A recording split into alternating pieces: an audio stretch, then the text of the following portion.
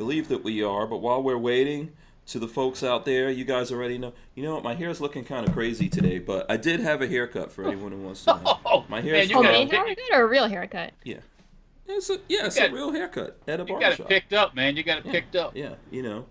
This is a real mohawk. This is not a fake mohawk. Look, it's not glued on or anything like that. It's actually a real mohawk. Thanks to my people, the Indian people, but well, we'll get into that. Maybe we'll get into that later. But yes, it's a real for reals mohawk for the folks out there who are curious to know. So here's the thing that I want to tell you guys. Go to hankstrange.com. Get on the email list, okay? We're gonna be giving away stuff. Lola's always sharing deals on that email list, keeping everyone up to date. So go there, do that. At the website, you can find we've got Lola's deals, daily deals. We've got links to Ballistic Ink, to we're on Gunbroker, all the different places that we are. You can get the Ballistic Ink shirts. Like this is the Hank Strange logo with the laser blaster. You could get that from Ballistic Ink. If you want to get patches and things like that, they're on the website. Like there's the green super suit, I call it, patch. And here's the broadcast patch. You can get all of that on hankstrange.com. So go there, sign up for that. That's the thing that you need to do.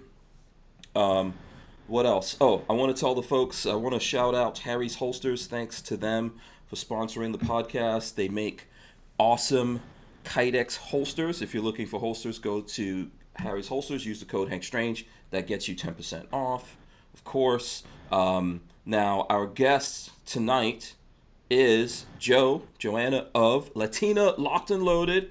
Let's go full screen to her. Boom, there she goes. Look at that beautiful, lovely, smiling face. Hello there. Hello. You guys, so where can the folks go and support you if they haven't heard of you? I know you're on IG, and I'm going to throw up your IG page here so they can go there. That's one place that they could go to. They could see all these great photos. I don't see any photos of me in there, but you guys can go there. And, you can see all her great photos. Like, you guys were at SHOT Show, etc. But where else can the people go to and follow you? We have a YouTube that doesn't have much content on it yet, but it will in the future. It's Latinos Locked and Loaded. That's our handle on YouTube. So go ahead and subscribe to that. And eventually we're going to be putting up some educational stuff. So look out for that. Awesome. Very cool. Also joining us is Walter Keller of Safety Harbor Firearms. You guys need to go there, support that. Spend your Trump money. Spend your Trump money. Spend your Trump money at Safety Harbor Firearms. If you still got Obama money, spend the Obama money over there. It's all good. Hell yeah, we take it all. It's all good. It's all legal tender. Okay, so let's do this. Let's do this all official like we usually do. Joe, we do jazz hands. We do the things jazz hands. Walter, let's see those jazz hands. All right. I hope you guys have your big girl panties on because we are live. This is episode 565 of the Who Moved My Freedom podcast. That's WMMF. I'm just making sure I'm spelling it right. Because sometimes when I get my hair cut and my hair's dry, the brain doesn't work so good. WMMF podcast. And our guest, like I said, Johanna of Latina Locked and Loaded with Walter of Safety Harbor Firearms. We're live. We're here. We're doing it. You guys are all here. Smash those thumbs ups as you come in here. Like I said, don't forget to subscribe to the channel here. Ring the bell. All that kind of good stuff. You know what I've been forgetting to do lately? I've been forgetting to push this little button. Welcome back to the Hank Strange I don't know why, situation. Walter. You're supposed to remind me of this. Of the Locked and Loaded. Push what button? The button to open the show. I keep forgetting. So you're sitting there talking and having a good time. Yeah. I'm always forgetting to push that button. So, Walter, thanks for coming in. Johanna, thanks for coming. Just so everyone knows, today was a crazy day to get, I know I'm so awesome, I make this look easy. But we were scrabbling literally up to the last minute here because all day Cox Cable has had my internet shut off the entire day. I've been here since 9:30 this morning. I got a text message at 5 o'clock. Might not be any show tonight. No internet. And then, okay, I was like, oh, okay. I was a free man tonight. And then next thing you know, don't do it yet. Don't do it yet. Yeah. Not yet. No. See, that's what happened. You thought you were getting on that slave Underground Railroad thing. But no, we retracted that back. We reeled that back. Yeah. We wound it all the way back, Walter, and got you in here. I know. So I appreciate you coming on, Walter. I know you're busy. I know there's lots of stuff going on there. But yeah, sometimes it goes like this. These guys decided today to come to this building. You guys know we've had internet problems this whole time that I've been in this building. Trucks drive by and pull the cable line is out there and they pull it down. So these guys came here today, decided to pull all the wiring. Oh, redo everything. Yeah, and they didn't tell anyone. So all day I've been fighting with them saying, I don't have internet. And when I call the people, they're like, there's no one there. We don't have any, no one has any problems in your building. There's no people. But I could see the guys driving in and out. I saw trucks the whole time. They're like, oh, there's nothing going on. So finally, at 5 o'clock, when Lola was telling you that, they were telling me, well, listen, it's too late now. No one's coming till tomorrow. But we'll try to see if we can get someone there today. Then the guy comes down here after I get off the phone, one of the guys working on the thing, and he's standing there talking to me when the person who I was talking to on the phone calls him. And he's like, he's telling the person, oh, you're talking about this address? And the guy's like, how do you know that? He's like, because I'm right here. So that's how insane my day has been all day. So I appreciate you guys. I know like Lola might have like canceled and then got the thing going. So thank you, Johanna. I know it's a little crazy. This is what it takes to do this. I was going to be playing video games tonight anyway, so this is much more productive. Yeah, absolutely. Someone was asking a question about my hair that Lola's trying to explain. She says, it says you look like you've been electrocuted. Yeah, this is what happens to my hair when it's dry, basically. So I put a little bit of like a lotion, like I have a hair lotion, and I put that in my hair and it keeps it a little bit wet. For anyone who needs to know, it's mostly like, what is that hair stuff, Lola? Like aloe? Olive oil. It's olive oil. There you go. Just a little bit of olive oil hair lotion that I use. It's all natural juices and berries usually. But when it's dry and you get it washed out and everything, like Mo washed my hair out and then, so then it goes all up like that. So I guess also if I got electrocuted, it would look like that. So... Anyway, so Johanna, why don't you tell the folks like who you are, how you started doing this? Obviously, we could tell from your background that you are a Star Wars fan. Yes. Yeah. Huge Star Wars fan. Yeah, and you work out apparently, or you have weights in there for defensive purposes. No. Yeah. I think it's a good thing. Keep staying in shape. With the rifles, definitely. It's become very important for girls because we're smaller to make sure we're getting our weights in so we can, hang with you guys. Mm-hmm. Absolutely. Yes. But going back to how I got into this, I was just a normal gun owner up until actually really recently. And it was actually November of last year when I went to the 2A rally in D.C. with my husband. Mm-hmm. And we met up with a lot of the 2A advocates who, we were watching their videos, watching their content. They were huge inspirations for us. And they were very nice and welcoming. And a few of them actually, once we got talking to them, they're like, you guys should do this. You guys are really passionate. And I was actually not intending to do it. I was going to be the woman behind the man. And pushed my husband, Puerto Rican Pistolero, on IG to do it, to get more hardcore about it. And I was actually talking to Carrie Sloan from We Are the Female, who I think it was the late at night, the same day of the rally. She just grabbed me by the shoulder and said, Joe, you need to do this too. You've got it in you. Mm-hmm. So, and I was going back and forth. Should I do it? Because I'm not a big internet person. I only got back on social media like a year ago. Mm-hmm. So I got over my issues with social media and just hopped on and started doing it and started becoming a local voice and doing grassroots activism. And, especially nowadays when there's so many new gun owners, I've started to be known within my circles as, someone who knows their stuff about guns and, people reaching out to me. And it's just been really incredible lately that, it just feels good to help out and get people educated, which is, I think, one of the biggest things that we need to do in the community to get rid of the misconceptions out there. And I think that's the way to win the fight. Yeah. So I noticed, okay, Kathleen Music Lover, and Walter, if you got any questions or anything here, jump in. But Kathleen Music Lover, I think you're probably sharing the podcast right now, right? Or are you looking at the ladies on IG? Me? No, yeah. I'm just reviewing things down here. Okay. Not looking at any females. You should be sharing the podcast. Okay, so Kathleen Music Lover says, "What's a normal gun owner?" Laugh out loud. I took that to mean that you were saying like you were just a gun owner, but you really weren't talking about it on social media. Do you want to explain, like dig into that a little bit? Explain that to us. Sure. I think the average person who owns a gun, I'd say at least half of them, don't really talk about it. It's a private thing, especially where we live. A lot of people were actually really surprised because we live in a very liberal area of our state. A lot of people were surprised when I was started becoming open about it. I remember on my personal Facebook page, I posted a picture of me shooting a rifle. And one of my very close friends messaged me and said, "Do I need to worry about you?"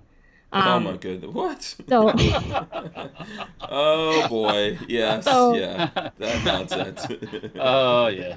So I think that's one of the reasons I also started being like, no, I need to be much more vocal and represent down here, because especially with Parkland, which is one of the biggest reasons that I started carrying. I was actually in Parkland when Parkland happened. Really? And that's your neck of the woods. You're in Florida just like we are, right? Yeah, I was about less than a mile away in an outdoor park with my 3-year-old niece when it happened, and I was not armed at the time, and I think that was one of the biggest, kicks in the butt for me to get, always carrying and always ready. Yeah, to participate in your Second Amendment rights. I always tell people that because the media seems to have this notion, Walter, you hear me saying this all the time, that the media thinks that when these things happen, like obviously Parkland was a terrible thing that happened here in Florida, when this happens that people want less guns. No, most people are like, I want to be able to defend myself because I could see this thing went down and no one was able to do anything about it. Right? So I think it's a natural reaction that we get from a lot of people. They're like, hey, I want to start being responsible for my own safety and security and carrying. Do you feel, Joe, like that's what went through your mind? Oh, for sure. I mean, police were called. It didn't help. I feel like that could happen at any time, anywhere. So, be your own first responder was definitely one of the lessons learned from that. Yeah, I think that's what's happening with most people, and I think the obvious empirical evidence of that is look at what happened with this whole fake crisis situation that we have going on right now. Listen, I believe that there's a thing happening with COVID-19. I don't want the YouTube overlords thinking that I don't believe that it's a real thing, but it didn't rise to the occasion of this super emergency that they made it out to be. Obviously some people are suffering, but when most people looked at that panic that the media created, they were like, well, first thing I want to do is arm myself. Sorry, Walter, go ahead. Sorry. Well, when the authorities start releasing prisoners from jail, yeah. I mean, and then start arresting people just because they're outside. Yeah. Yeah. Yeah. Absolutely. By the way, I see Puerto Rican Pistolero in the chat. Shout out to him. Shout out to the he's being a good little husband staying in the background. Yeah. Is he in the kitchen making you a sandwich right now? No, I'm just most definitely not. He's keeping our cat from being all over the place back here. I met him too. I met these guys at SHOT Show. I think I met you guys at Media Day, didn't I? Yeah. I met these guys out at Media Day. So, all right. So you're saying you were telling us about your journey here from normal, which all the guys out here like, oh, I don't want to be normal. I agree with you. None of us are normal. We're all everybody's normal in some way. Yeah. Unless you're like. Well, I mean, like before you jumped into this craziness of talking about your business on social medias, and then like you just said, everyone getting all up in it. You know, and then so you ask your liberal friends, why didn't the police do anything in Parkland? Yeah. That's, you know, when they start that rot, just say, well, you know, what about why did they stand down? Yeah. Or even let's ask Joe this question too. You can answer that one. I think Walter just brought up. Let me ask you this: what is your political standing? You know, are you liberal? Do you consider yourself conservative? Where are you at? I grew up liberal, which is actually something that happens to a lot of Latinos. I don't understand how or why, because my parents, if you really like talk to them and sit there and don't use the R word or the C word, and you just bring up issues and talk about it, they start agreeing with you. And then you're like, what's the C word? Oh, conservative. Conservative. Oh, okay. Right. Okay. And then, you know, I was thinking about another C word, but okay. So, I mean, the C word now is I'm sorry. Was I the only one thinking that, or no? No, you weren't. You weren't. Okay, go ahead. So, I sneak attack them, and you know, I get them to start agreeing with me. Oh yeah, I believe in that. And then at the end I go, you know, you just agreed with a conservative idea, and they're, you know. Well, so I grew up with that, you know, liberal background in a liberal place because I'm originally a New Yorker. So, and then we, you know, it's the natural tendency of all New Yorkers. We moved down to Florida eventually, right, to retire and die. So, I think as and destroy Florida. Don't forget that one. Retire in Florida from New York and destroy Florida and make it New York, but worse. Exactly. Yeah. But I think that's the at least the evolution that I think a lot of people my age happen. You grow up, you know, liberal, and then you join the workforce and start caring about money and start caring about politics, and you start caring about all these things. It's like, why are they doing this? This isn't good. So eventually I started becoming more and more conservative. So I wouldn't technically call myself a Republican. I can call myself conservative leaning. Constitutional libertarian, I could say that, you know. But basically I think that makes sense, right, Walt? Sure. I mean, I think they call it common sense. You know? Because the stuff that some of these quote-unquote conservatives do is not really too smart either. Yeah. That's what I was going to say. If you got half a brain and you can think for yourself, it's like you go, this doesn't make sense. Yeah. You know, what's going on doesn't make sense. Somebody's telling me a story, you know. And if I had part about, I found about, I'm not going to say about all people of the Latin, a lot of Catholic folks in that whole bunch, right? Oh, yeah.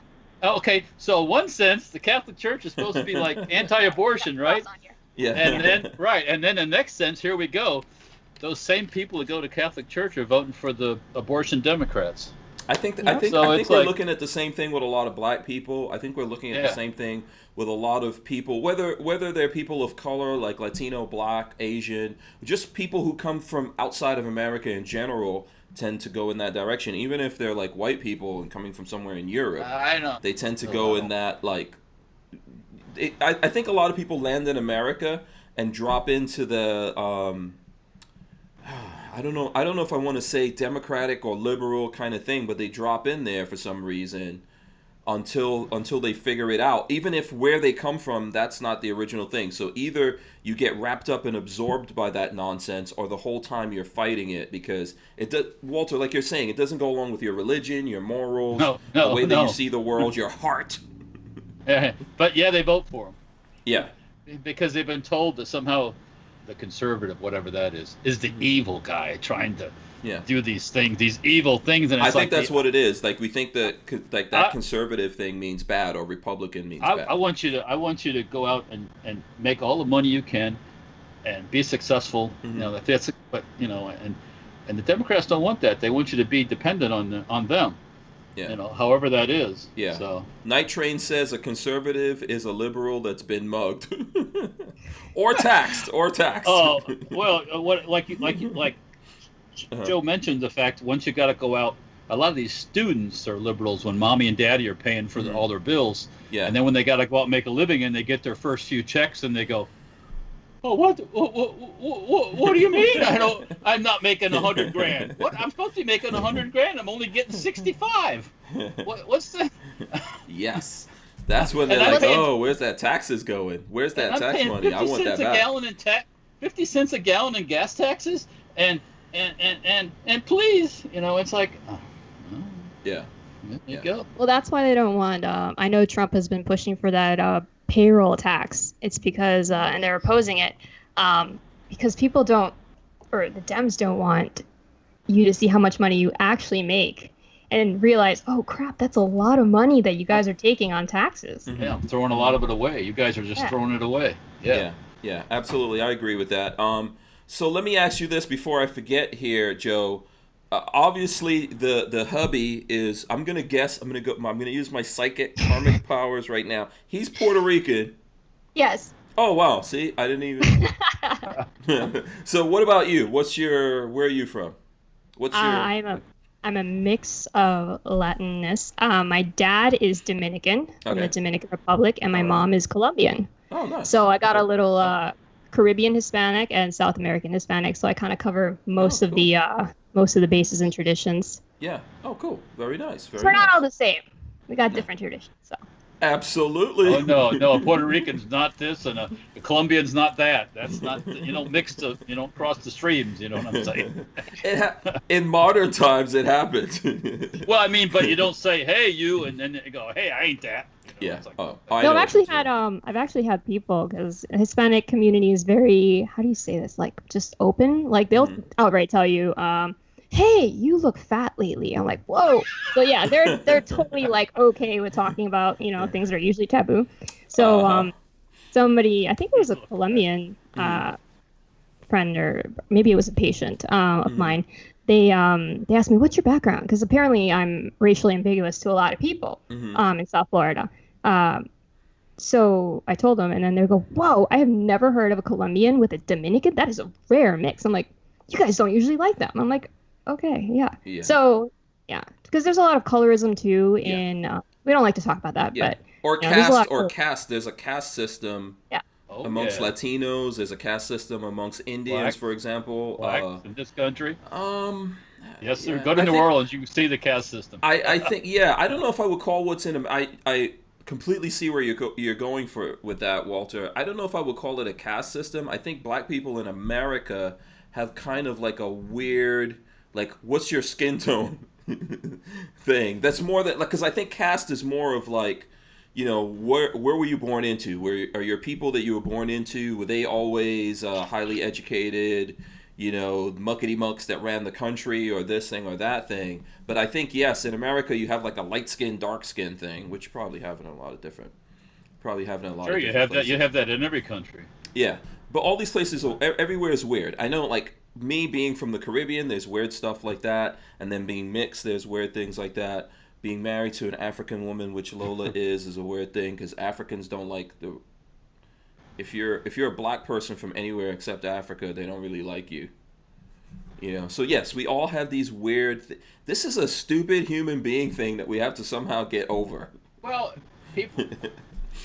You're never going to get over that, because people of different groups like to be with the people, their group. Yeah, and this always happened. That's why you have black neighborhoods, you have Cuban neighborhoods, you have. And it's not a bad Italian thing neighborhoods or Irish neighborhoods. Right, Polish, whatever. It's just people of the same thing like to be with people of their own thing, I mean, that's human nature. I think, I hate to go back to when you first get to America. I think that's a when you first get to America thing. This is what I believe, right? Because now there's a part of that I think is true. Like, you feel more comfortable with someone who you think you can relate to. I get it, right? You feel more comfortable around people that you can speak the language with. But I think a lot of times when you get to America, you do clump into groups. And maybe the old people stay like that. I think definitely my parents are in that category. My mom's not here anymore, but they kind of like wanted to stay in New York, stay amongst all the West Indian people. But your kids and your kids' kids don't really care about that too much. And most of us want like diversity. We like to see different people and, you know, enjoy different cultures and things like that. So I think as time goes on, we will spread that out. Although I don't think there's anything wrong in being like proud of who you are and the foods and things like that come from your culture and all those familiar tastes and smells and stuff like that either. There's nothing, you know. Well, I think it's still, I know you're saying it's when you first come to the U.S., but I don't think that's true. I mean, if that were true, we wouldn't have, in colleges, you have just like, you just congregate and then you have minority sororities and fraternities. They have the Asian sorority and the blacks and the Hispanics have their own little thing. So, you know, I think that's just a human nature kind of thing. It's what we're comfortable with. Yeah, that is true. You see that. I think it's like Friends. So people, you know, like one of the things, I don't know if you ever saw Friends. I'm not sure how old you are, but that's like an old people kind of thing. But no, I'm definitely an older millennial. Let's say that. All right.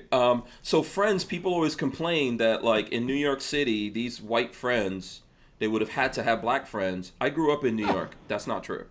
It's not true. What do you mean? Yeah, it's not automatically true that because they're in New York, they would have white friends. It depends on your circle and where your work. It depends on a lot of different things. So, I mean, And I think it just depends on like who you are. Like I know I had a lot of friends from lots of different places, but when you know what, maybe high school, for example, is a good way to look at this, and it's who the person is. Like even when I was in high school, I didn't hang out with the nerds, or the jocks, or the goth. I hung out with everyone.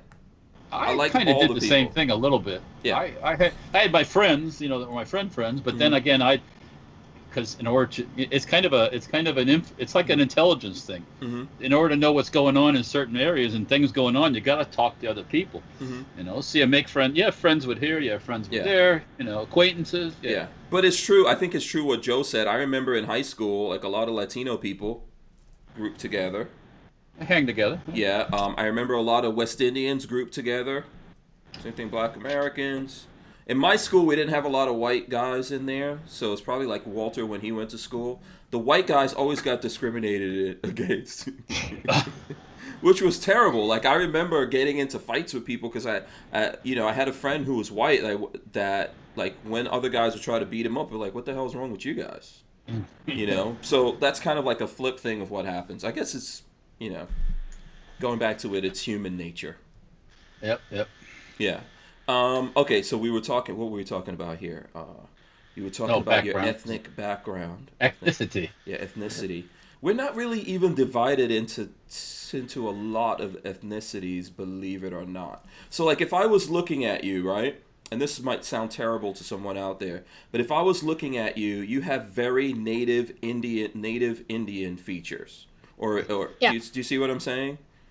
Oh, for sure. Yeah. So if someone was to say, well, where do you think she's from? That's very difficult. It could be there's people in Mexico that have native Indian features. There's people in South America that there's native Indians there, right? Even in Guyana. I was born in Guyana in South America, and there's Indians native to the Amazon that live there. So, you know, that's like when you see that, you see it. Like if you look at Walter over there, that's probably that's what a Cro-Magnon caveman looked like right there. I'm very conflicted about doing. I would love to do a DNA test because if you just put all my cousins together in like one picture, you'd be like, this is the same family. This makes no sense. Even my brother and I, my brother, he's actually extremely racially ambiguous. I would say if you just looked at him real quick, you would think he was Arab. Okay. He's just like a shade lighter than you, and just very racially ambiguous. And I have blonde cousins, and I have blonde cousins with Dominican hair and blue eyes, and then super dark. So I would love for us to do a DNA test because we have a ton of a really interesting mix of a ton of Native American like Taino and Inca, and then you must have European blood in there. Of course, yeah. There's blue eyes someplace. Yeah. No, it's just so weird mix. It is a weird thing. Like Walter teases me all the time because he's like, "Oh, you're from everywhere," and I did a genetic test, and there's lots of different things mixed in there, and my family is the same exact way. You will see people that look like they're just straight up African. in my family, and these are very close cousins of mine. And then you see other ones, like on my mom's side, the Indian side, who look just like Walter, blue eyes just like Walter, and everything. What? Yeah, absolutely. There's a complete rainbow. Because we have all of that. We have all of that mixed into who we are, and the way that genetics works is so weird that it just picks these things out, and one person gets this person gets a completely different thing, yet they could be, they could be related. Like my father has gray eyes, and it's always been like a weird thing. I didn't even realize that when I was a kid. But if you look at it, he has straight up gray eyes. He always had those gray eyes. So somewhere in there's some kind of European thing, but it's really very faint. There's a lot of other things that override his genetics, but that thing managed to kick in somehow. So. They're in the chat. They're talking about you and being electrocuted again. So. Yeah, I know. Armament and Axes gave us $2. He says. $2 to spike your mohawk 80s style. What is 80s style spike?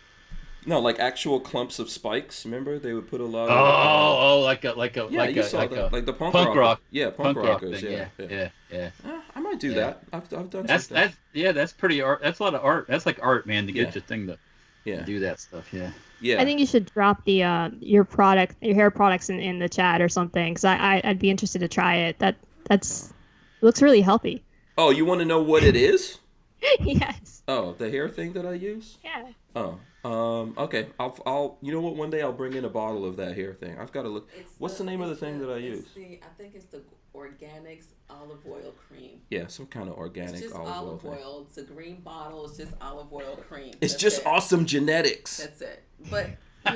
Well, speaking of genetics, I mean, a lot of people I think are scared to do it because they'll find out that things are not what they've always been told. Yeah. My brother-in-law is always said he was Italian. He reps Italy so hard. During the World Cup, he wears Italy shirts. He did it, and he found out he's like 1% Italian. Oh, okay. Like 98% German. So he's like, no. First of all, 1% is better than what's the name of that Pocahontas chick? Elizabeth Warren. Yeah. She wasn't even 1%. So you could tell him he could still represent for Italians with 1%, I guess. Yeah. But yeah, there's nothing. You know what? I feel like a lot of the older people so in my family, when we did the genetic thing, my father didn't really want to do it. My mother didn't really want to do it. And we were all like, does this have something to do with back in the 60s and 70s? The postman or the milkman? Yeah, they don't want people to start finding out, like, guess what? They legitimately find out, like, someone was not faithful. Oh yeah, that happens. Yeah. One of my patients confided in me and said he had found a brother he never knew he had. And I'm like, oh. Yeah, maybe it's not a good idea. No, I don't know. I think it is a good idea to know. I'd rather know. Well, it was interesting. And I haven't been lied to. Yeah. So. Yeah. My brother actually thought, so my whole life, my brother, and if you look at a picture of all of us, we are almost like clones. Okay? We sound the same. We look the same, all of that stuff. But my older brother always thought that he was somehow like my mother cheated on my dad. And that's because he did not want to accept that he's related to us. So this was always his thing through his whole life. This was a thing for him.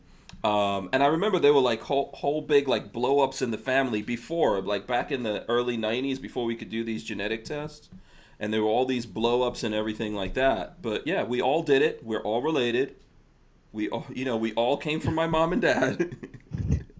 But I'm still expecting, maybe my dad has there might be some other children out there that can come out. You never know. But I'm not scared of that. I think that's fine.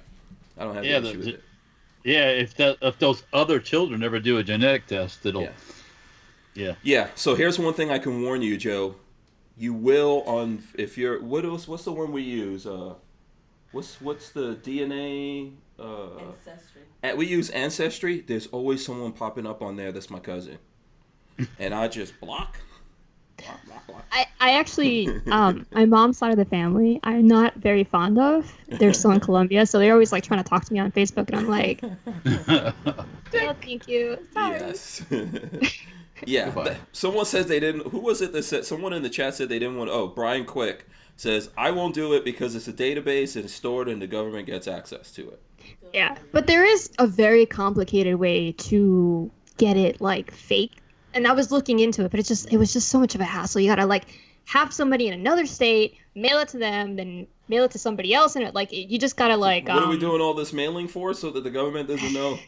So they couldn't track you who it is exactly. Yeah. I'm pretty sure the government's been tracking us. I'm pretty sure they're tracking us either way.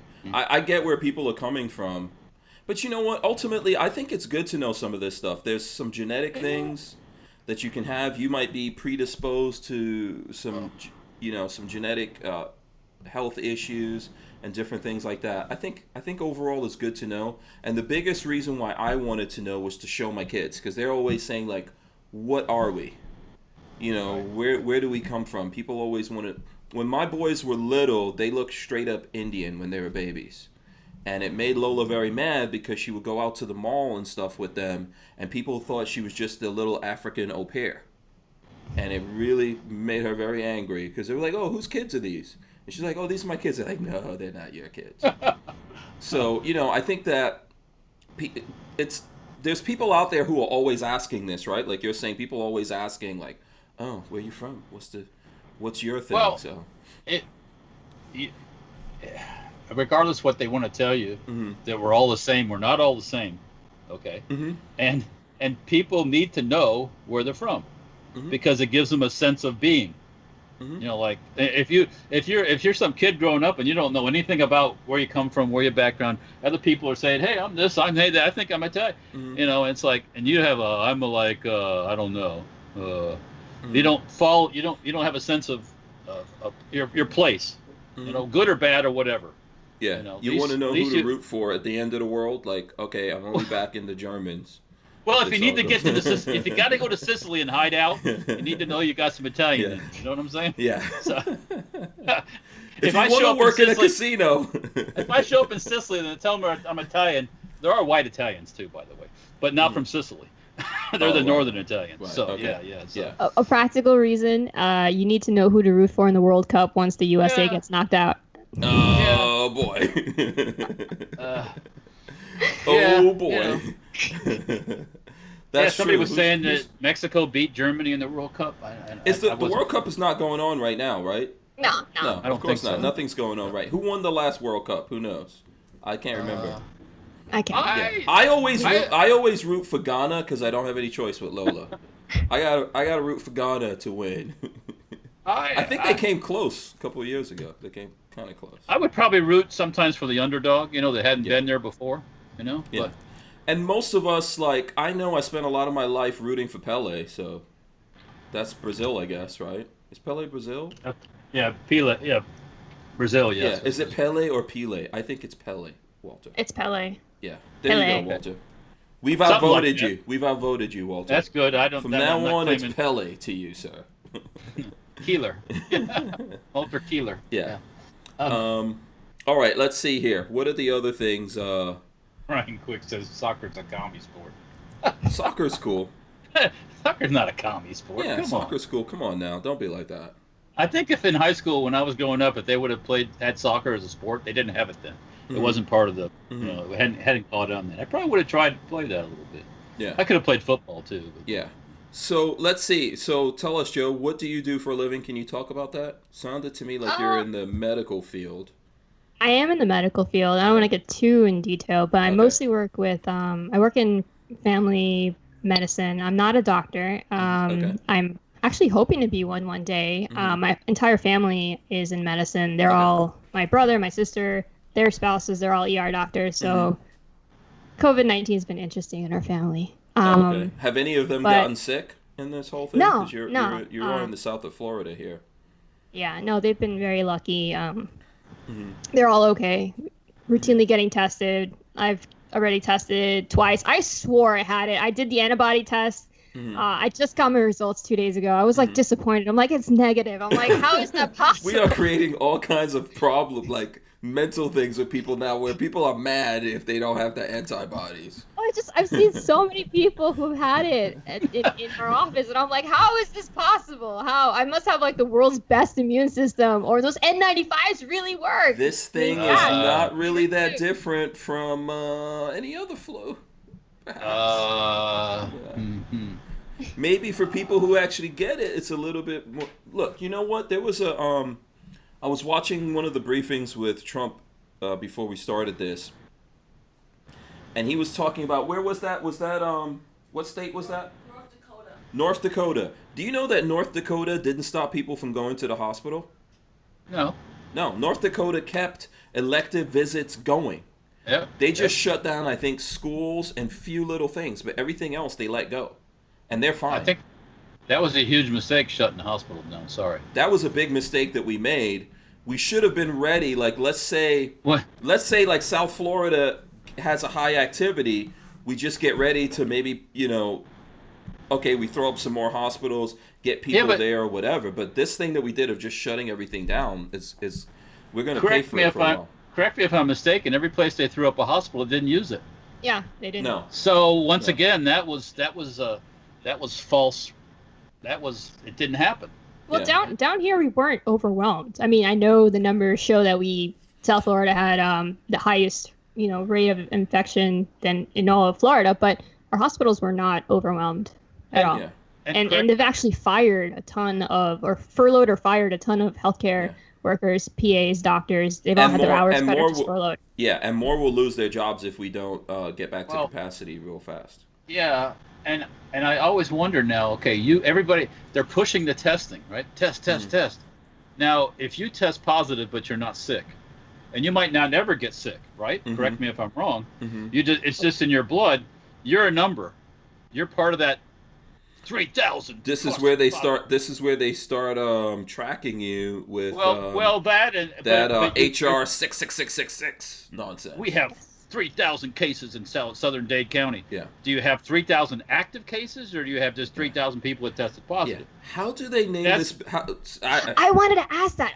Okay, so we were talking about the bill. Because if you had 3,000 people that were sick, you'd have a problem. Yeah. But if you only have 300 people that are sick and the rest just have it in their bloodstream, and they're not sick, you don't have a problem. No. Yes. But we were also talking, Walter, about the HR. Hold on. What was it, Joe? It was HR 6666. Yeah. Oh. And going back to what you just said about how they name them, I want to know if they're like chronological, because I know like the big other one that everybody was talking about in the gun community recently was the 5717 one. Are they in chronological order, or is there like an Emperor Palpatine fan in Congress that's going, execute order 6666? You know, like, come on. Yeah. As soon as I saw that, I was like, popped in my head. Yeah. HR 6666. And guess what? That's the one where we're going to track everyone that has this COVID-19. And we're going to start like forcing people to have vaccines and do this thing and do that thing. And we'll just put a bunch of sixes in front of it because nobody's going to freak out about that. It doesn't actually say anything about vaccines. I know that's a rumor that's been going everywhere. But why do they want to track you? They want. Okay, so I read the bill, and it says it's mostly about providing funds for places that will, or institutions, companies, whatever, that will either conduct testing or develop technology for contact tracing. So that obviously freaks people out because, that's, oh my God, they're infringing on my rights. They're going to trace me. They're going to track me. We already do that to some extent with some medical things like HIV and Well, there's some things that need to be tracked beyond. Yeah.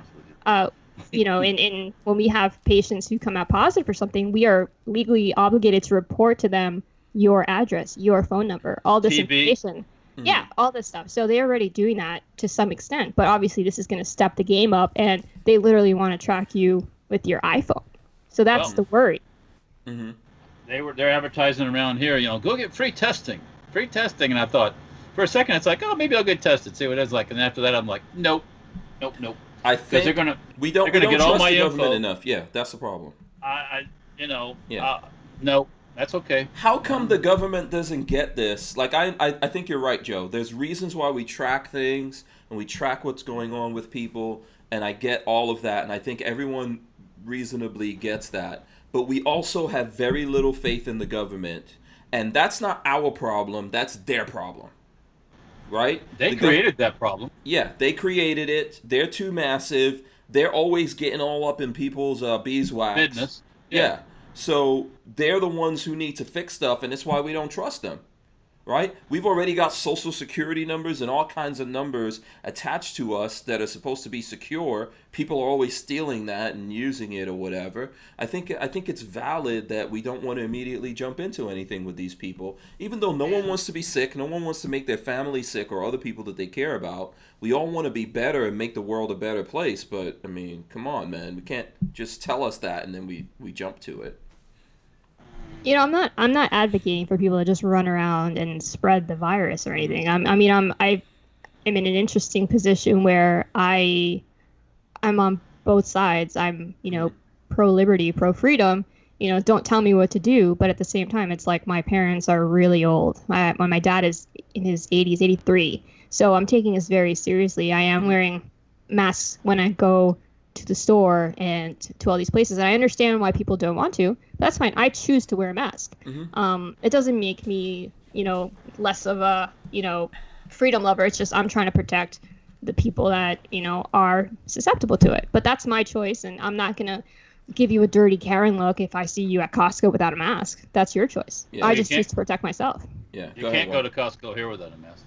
Yeah, Yeah, and also, can I just say this? Like, today I got my hair cut legally. In the past, I think the last time I got a haircut 2 weeks ago, that wasn't above board, I guess. I wasn't, So, yeah, terrible, evil. So I got my haircut, and my barber Mo was wearing a mask. He, and they want people to wear masks. I wore a mask. It's not like I don't feel like I need to do it. But if it makes him comfortable, if it makes people coming in there, and actually other people can't come in there. Everyone has to wait outside. But, people are looking at other people and seeing what's going on. So to how me... How do you get a haircut with a mask on? I had it on, and then I took it off, which is why it's totally insane. It's... Because once he got down to a certain thing, he had to take it off. But he wore a mask the whole time. But you understand what I'm saying. It's like it's a silly game that we're playing, and I agree with that. In some cases, I also agree with what you're saying. If you're dealing with people that you feel are at risk and you don't exactly know what's up with you, you don't want to feel like you're responsible for passing that on to someone. And if you feel that way, that's 100% your business. We can all laugh at the people in their cars with masks on. Like you could be in the middle of the... Yeah. I can't hardly stop when I see somebody. I look right at them and start laughing. It's like, what? Yeah, but you could be. You know what? I saw Matthew McConaughey on the news early this morning. I don't know if it was. I think maybe it was on YouTube or something that I saw him doing a news interview. And first of all, I have to say that he wasn't the weird Matthew McConaughey from the commercials. So I was really happy. And he was just talking like a normal person. So I appreciate that. And he was saying, like it's detrimental if we try to be on one side or the other. If you're wearing a mask, then you're a conservative. If you're a liberal, if you're not wearing it, you're a conservative or whatever. Like this doesn't really have to do with that. I think we can be in the middle of these things, and everyone can make choices like adults.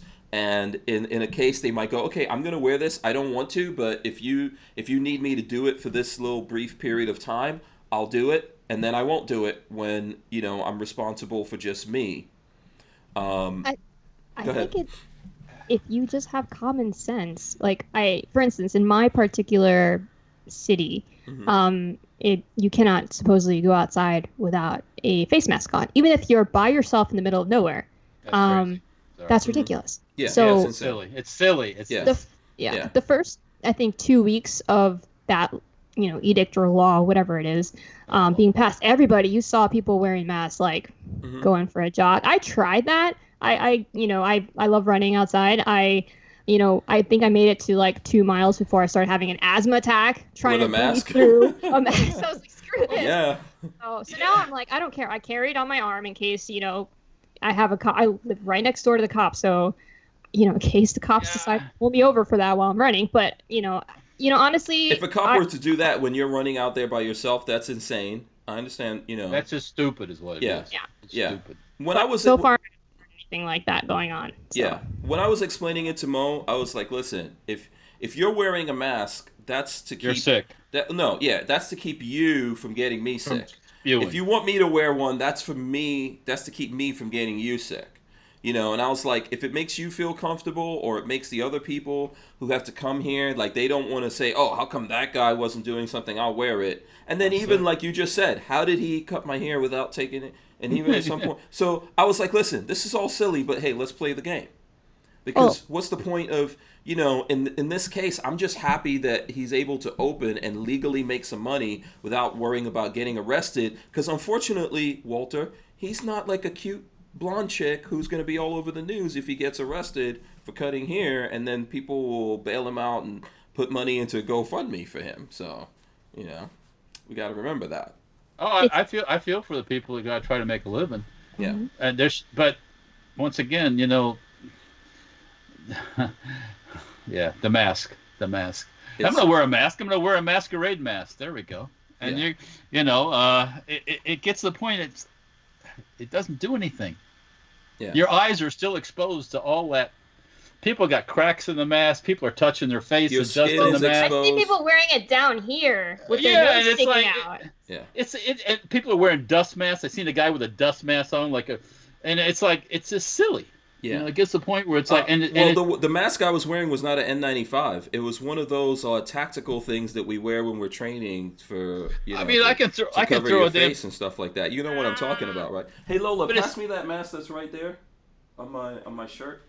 Yeah, I mean, it's not really a mask. It's not an N95. It's not doing anything. It's just a rag. It's a rag. Are you crazy? It's a do-rag, basically. Yeah, this is what I wore. It's a piece of cloth. Yeah, I got these. Yeah, it's a I got one do-rag. of those too. Yeah, I wear that when I'm doing it. It's so silly. Get in trouble. I put it on my arm. It's like, I got it right here, but I'm not gonna wear it. Yeah, it's not this doing isn't anything. saving anybody. But guess what? This is the a fabric. You see it's open. Yeah, right. We might as well wear the beads. Do you remember the woman who had the beads? And that was her mask. Do you remember that? She made a mask out of beads. Made it out of beads. You might as well have the beads. But yeah, this is silly. But guess what? It's a placebo. It's like when you're crossing the light and there's the button there for you to press because you think that's going to change the flow of traffic. That doesn't change flow of traffic. The traffic is timed. How long does this silliness have to go on for? It's not fixing anything. If Dade and Broward are having a problem, make the rules apply to Dade and Broward. Thank you. If one area is not having or Wyoming's not having a problem, guess what? They don't need to wear a mask in Yosemite National Park or Yellowstone. Buffalo ain't gonna get it, So well, in terms of Florida, they did do that. You guys were the northern part of Florida was able to open. You guys, I don't know what phase you guys are. Are you guys at phase 2 yet, or you're still in phase 1? I don't know. I'm not even keeping track of phases. I never was any phase because I work in my own shop. So. Yeah, I've worked the whole time. And I live with everybody except one person that I work with, and his wife and his kids are at home, so there's no exposure. I mean, it's just Well, Broward and Miami-Dade are still technically locked down. We're supposed to be. I don't know about Miami-Dade because they were supposed to do it together so that people wouldn't be like. But what about walking. me? What about them? Yeah. Why can they go to the beach and I can't go to the beach? Yeah, exactly. So we're supposed to be opening to phase 1 on Monday, but no beaches yet. So.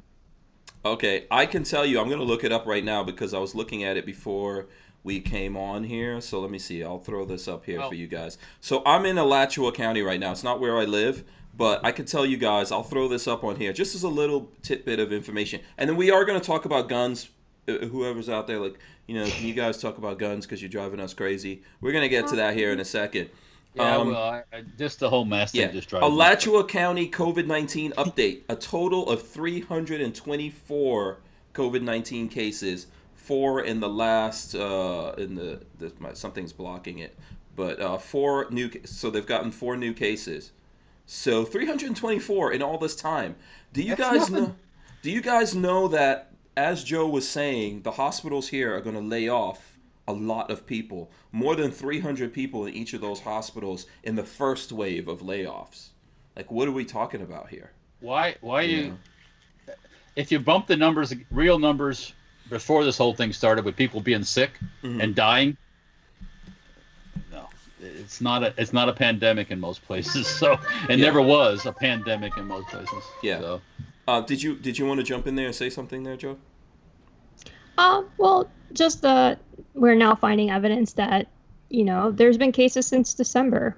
So clearly we weren't in a lockdown in December and January. So which we all think that we have, and then we're upset if we didn't have it and we don't have, because everybody wants to have antibodies. Well, I got the antibodies, son. Last day of SHOT Show, I felt like crap. Coming home on the airplane, I felt like crap, and I had the weird like cough, with dry cough and all this stuff that didn't last for weeks, but I had a couple 3 days where I felt like crap, and it took about 2 weeks to get everything back to normal. I think everybody who got the SHOT Show cooties thinks they had COVID. Well, pretty much. we were joking about it there, But and people were getting mad, and people were seriously mad if you said that. I remember Roy from Barnauls got really mad at me because I was like, you got that COVID. He was like, no, I don't. Don't you put your COVID-19 on me. My wife says that Pinellas County is in phase 1 and should be in phase 2 soon. Oh. So. Lola, what phase are we in Gainesville? 1. What does that mean? What does phase 1 mean? I don't know. I think it's just a certain percentage. Yeah, the barbershops are open. Yeah. Yeah, barbershops are open here. We're in 2 then. We're in 2. Restaurants are open at 25%, which is... Yeah, barbershops open, then you guys are in phase 2. I think they're open here. I don't know. See how crazy this is? This makes no sense. We are destroying the economy. We are coming up with like $12 trillion. Okay? $12 trillion. People are going to lose. People have already lost their jobs. Businesses have already gone out of business over something that, it's a thing, but it wasn't a thing that rose to the occasion. We went through World War II and didn't shut everything down. We went through World War I, World War II. Yeah, we went through 9/11 and didn't shut everything down like this. Well, there's no reason to. Yeah. I mean, what's happening? Yeah. It's control is what it is. Yeah. And the longer they can tell you that you might get sick, you better wear that mask. Yeah. The longer people keep doing it, or don't go to the beach, or don't do this, or don't go to church, or whatever, the longer it'll go on. Yeah. So who wants to talk about some gun stuff? You want to talk about some gun stuff? What do you got? What have we got? Yeah. Enough of this. Lola's trying to point out stuff to me. You're not the boss of me, Lola. I'm my own boss. I'm going to find some gun news. Yeah. I'm my own boss. I will do what I want. Okay, let's talk about guns, but not because Lola is saying that we should talk about guns. Okay? Let's talk about it because we want to, Lola. We decided at this moment we want to talk about that. We'll change it. Yeah, Johanna, I know someone was asking, like, what guns do you have? What guns are you into? What's your favorite guns? Yeah, there you go. Yeah, tell us your whole gun history because the ATF is listening. So I'll start with the first gun I ever shot, which is pretty embarrassing. First gun I ever shot was a Springfield XD45. That was probably around 2007, 2008 maybe. And I knew nothing about guns. I'd always been super like, I want to do this. But my husband actually got me into guns. He grew up with a lot of his friends being in the military because we're 9/11 kids, so pretty much we're teens. So pretty much everybody we knew pretty much went into the military. So he had a ton of military friends. He wanted to be in the military. He couldn't because of a health issue. Mm-hmm. So he was always a super gun person. So he got me to shoot the 45. So wait. Hold on a second.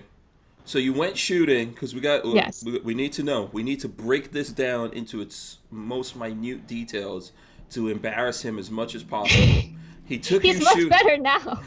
He's much better with better guns now. Well, he took you shooting and gave you a 45. Why? Yes. That's what he owned. And he taught, I think he taught all his girlfriends, not girlfriends like who was dating, but his friends who were girls. All these, Can I just interject again? There's no such thing as friends who are girls.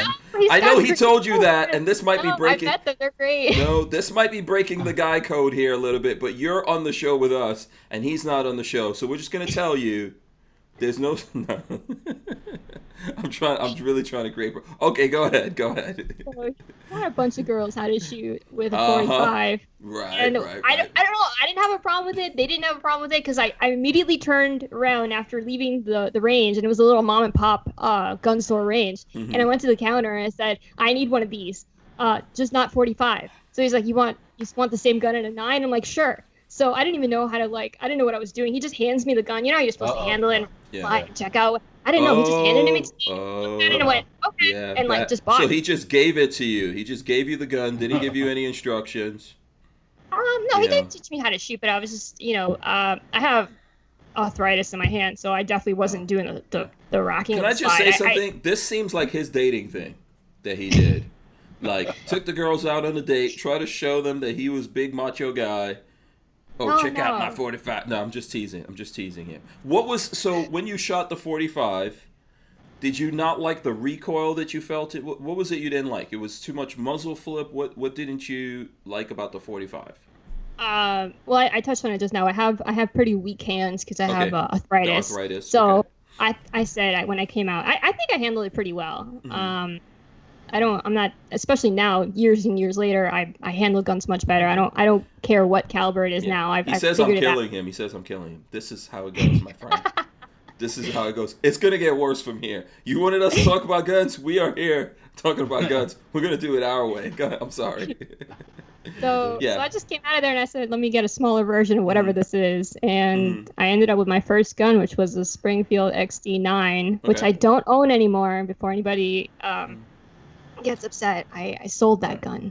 So when Lola and I first got into this, Lola actually, we had a Springfield XD9, I believe, right, Lola? Yeah. I think so. She had one. Nothing wrong with it. We sold it, but I know people get mad, including me, at Springfield with everything that happened politically. But if you bought something already from Springfield and they did this nonsense, that doesn't mean you have to go sell your thing. And even if you're out there and you really like it. I didn't sell it for that reason, though. I became, as my gun knowledge grew and I got to shoot more guns, which I still haven't shot. I know people I've shot this and I've shot that and I own this and I own that. But just as I became more experienced and trained more, I started becoming a little bit of a snob. And one day I was at the range and I said, I hate this trigger. It's so mushy. Oh, trigger. And then, okay. Yeah, and then I went and just sold it and got a CZ. So that's... What CZ do you have? I have the CZ 75 Phantom. That's probably one of my favorite right now. That's my... Is that your concealed carry or? It's not. Okay. I have a variety of concealed carry. Right now, I know a lot of people feel some kind of way about 380, but it's just a size issue. I don't wear super baggy clothes. So the 380, I have an LCP 2. Yeah. Don't show any guns, Walter. I'm thinking about it. I see you looking. I know. I see you looking around. Don't do it. A lot of people don't like that gun, but I shoot really well with it. I'm very accurate with it, so I don't have a problem with it. So and I feel comfortable with it. And that's one of my carry guns. So yeah. For the people who hate on 380, Walter, you can jump in here. Walter's a big tough guy. He carries a 380. I don't want to put words in your mouth, Walter, but I think you mostly do it because you like to pocket carry, right? I have a 32 actually. I carry a Kel-Tec in my pocket. So pocket carry is a way of life in Florida. We wear shorts, and the main thing with any gun, they got to hit your target. And you can have the biggest, baddest pocket carry gun, and if you miss, they're gonna do you no good. So that's why training is so important. If you carry 380, make sure you get to range time and become accurate with that gun. I think also like 380 technology has improved a little bit over time. Yeah, well, there's better rounds and stuff, but the main thing is putting rounds on, not shooting someone's arm off. You want to go center of mass. Come on.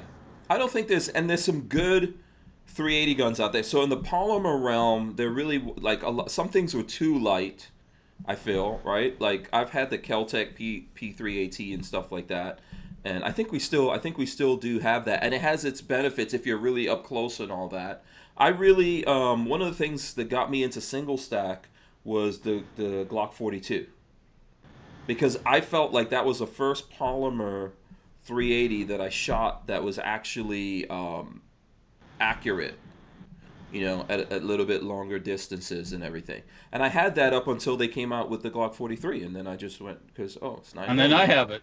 Yeah, and then I sold it to Walter. So, and it's still out there. It's still basically my gun, even though I sold it to Walter. It's like right over. Never mind. No, sorry, I won't do it. Shout out to Tony Simon. I see Tony Simon in the chat. Okay. Hi, Tony. So you had Okay, so let's see. We're going the progression here. What rifles do you have? Let's go into some rifles. I know you like bullpups, right? You're a fan of bullpups. Oh, love them. There we go. See? I know you're a big fan. So I actually want to get into competition shooting. Okay. We have a steel shooting club down here. So I'm gonna, COVID kind of messed that up for me on my schedule on things I had planned to do. But I have a Ruger 1022 takedown, which I love to shoot. That thing is just awesome for plinking. And then ARs, we have a couple of them. We have a PSA, Palmetto State Armory, one we kind of built. And then my husband's is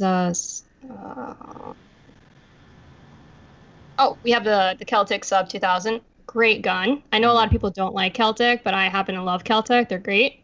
That's a lot of fun. It's great I love takedown. Anything that you can fold is fun. I think that's a lot of fun. Celtic makes cool stuff. They make cool stuff, and some of it works. Not everything, but some things work pretty good. So our other AR is the Smith & Wesson MMP. And then we have the Grand Streebog, which I love that thing. That is so much fun. It's just when you take someone out shooting. I just took out a couple people shooting recently, and they're always so intimidated by these rifles or these carbines, and they're like, I don't know, that looks scary, and it's like, no, try it. And then they try it, and they're just like, oh, I shot everything on point. It's like you can't miss. It's great. Yeah. So what stock do you have on your Strybog? Because I'm not sure. Oh, because I know a guy that makes a really good stock, Walter. I think. Yeah. Yeah, we make stocks and braces for the Strybog. Yeah. Or Strybog, however you want to say it. Yeah, potato. HKs. I'm not super geeky when it comes to gun parts. Like I just installed a trigger a couple weeks ago, and I felt like I got to do this, and because I'm always like all thumbs when it comes to like parts and stuff and taking it apart. I'm always afraid I'm going to break it or I'm going to do something wrong. But I'm trying to get more into it, getting more educated about guns and their parts and how they work. And I watch videos on it, and I'm like, that's just like science. It's so cool. So and it's really easy. I mean, with the YouTube now, all you gotta do is if you don't understand something, you can watch a video and go, oh, okay, I see how I do it sometimes. Yeah, someone's made a video. By the way, if you're looking for something and no one made a video, you need to figure it out somehow. Reach out to someone in the community and then make a video about it. I know YouTube comes down on people that do like those kinds of videos sometimes. Well, they don't get paid for it. I don't think you can do certain instructional stuff. No, not anymore. Not anymore. They kind of if you're not monetizing it, it's fine. Yeah, you can post all you want. You just don't make any money on it. Yeah. Which, if you guys are starting out, that's a good way to go. Sorry, Walter. Go ahead. No, I was just saying they still make tons of money on your video, but you don't make any. Yeah. So I mean, But if you're helping people, I think that's what's important. Yeah. Are you guys on GunStreamer? Sorry. Go ahead, Walt. I'm just going to say it's a good way to get your name out there, too. Yeah. Did you guys sign up for GunStreamer or some alternative things out there? Not yet, no. Okay. You should definitely get up on that. So, let me ask you this question. This is something I'm curious to know. Who cleans the guns in your house? Do you clean the guns? We both do. No, we both do. Okay. I mean, he loves to, but I definitely after the range, I like to do my part. Yeah. And plus, it helps me feel like I'm getting to know it better. Yeah. I want to be able to blindfold myself and take the 1911 apart and put it back together, something like that. Oh man, I tell you, the coolest thing in the world is watching Russian girls break down an AK-47, or like the schoolgirls. Or whatever they are. Maybe they're probably 20-something years old, but they're dressed like schoolgirls. Where do you see this, Walter? I was going to say, this sounds like a fetish thing. You haven't seen those videos where the Russian school kids break down AKs and AK-74s? No. And put them back together? No. You got to watch it. You'll be like, you see this little blonde-haired chick come... Research. I mean, they have all their clothes on and everything, I was going to say, just to clarify, this is not on Pornhub, is it? Nope. This is straight. Nope. They all gotta have all their clothes on. That's yeah. Mm-hmm. No, it's good to see. Yeah, I think you should be able to. I would have given your husband extra kudo points if you cleaned all the guns. Because I think a strong, independent woman cleans all the guns in the house. We're a team. We do a team effort. We go shooting together. Lola believes in cleaning nothing. That's one thing Lola's not doing. She's not cleaning the guns. So who does all the shooting? Lola does some of the shooting, but I guess I do all the shooting. Most of it. I do most of it. She shoots when she feels like it. So, but it's good. It's a good thing to know how to take those guns down and clean them. I don't even think it's so much about the cleaning part of it, because you probably don't even really need to clean all the time. But it's good. It's a good thing to know. Just like if you run into a problem with that thing, you could break it down and do something with it. So, and even how to make that gun just a piece of metal is one of those things that I think a lot of people need to know. I think whenever I look at people that don't really have don't have any experience at all with guns, the first thing is they don't even want to touch guns, right? You ever notice that if you're talking to someone that's not really a gun person? Yeah. And I always try to show them this could be just a piece of metal. So the first thing you should learn about this is how do you make this just a piece of metal? Because if you could do that, it's a huge psychological thing. So now obviously you could disable that piece of metal without taking it all the way down, but if you can go further now into taking it apart and taking it down, you realize like, oh, okay, this is a thing that my brain can grasp. And it's just a good psychological way to move some people forward who have there are people that have this stigma where they don't even want to touch a gun. I noticed that with I like to what I call plant seeds everywhere I go, and I very casually bring up guns in even the most unlikely of places, even occasionally with a patient here or there. And I've noticed that in the younger generation, I don't know what generation they are, Gen Z, I don't know. Mm-hmm. I have a couple of employees who are like 18, no, we don't hire 18-year-olds, 19, 20, maybe 21. And I notice in that generation where they're just totally freak out. Because I think going way back to what we were talking about, they're the generation that was in high school when we had our, the big school shootings. So it's this, I remember talking to one girl, or I was talking to someone else, and she overheard me, and she just freaked out. She's like, oh, you have it on you right now? Oh my God, I'm leaving the room. You're leaving the room? Did you think I was going to whip it out and shoot you? What? I don't understand that. Mm-hmm. I don't. So, it's interesting how people cope with situations where, my husband and I, we decided, hey, we're going to get more involved and get better armed, to get better trained, because of our responsibility. But then I feel like, I don't want to say weaker-minded people, but, they tend to fear things they don't understand. Mm-hmm. And, I find it's going to be for that generation of people a difficult thing to overcome that fear, because I want to know how widespread is this fear that I saw in her face. I'm listening to you talk, and all I can think is COVID-19. Because they fear things they don't understand. Oh, okay. Mm-hmm. They don't understand about this type of any kind of, it was a regular flu or a bad case of the runs. They don't understand how it happens or why it happens. So they're like, I'm gonna die. You're not gonna die if you see a gun. Gun ain't gonna get up and shoot you. You gotta fear that. You gotta fear that person that you don't know about more than you do the gun. So yeah, I think though that what we're dealing with a lot of times when we see that is the media. COVID-19. Yeah, I really do. I think that media, I think movies, TV shows, a lot of different things are brainwashing people, and it's deliberate. We've talked about this before. We've seen it before, that there's kind of like a script out there that you put out in Hollywood and TV shows and movies, where if someone gets a gun to defend themselves, and if they're not the police, that gun they get beaten with the gun, taken away from them. They shoot themselves accidentally, or their kid finds it and kills themselves. They do all these scare tactics that makes certain people think, oh, wow, this is going to happen. And then of course, those are bad. Yeah, that's reinforced in the media, and those things can happen. But if you have an understanding of what you're dealing with, you can mitigate that, and you can make it impossible for that to happen. Have you when you go back and watch movies, all the gun stuff is pretty ridiculous. But my favorite is when someone notices someone has a concealed weapon in movies, you'll always hear, "He's got a gun, watch out!" As if that were illegal or if that's immediately a threat. Yeah, or they always ask in a movie, "Oh, do you have a license for that? Is that registered?"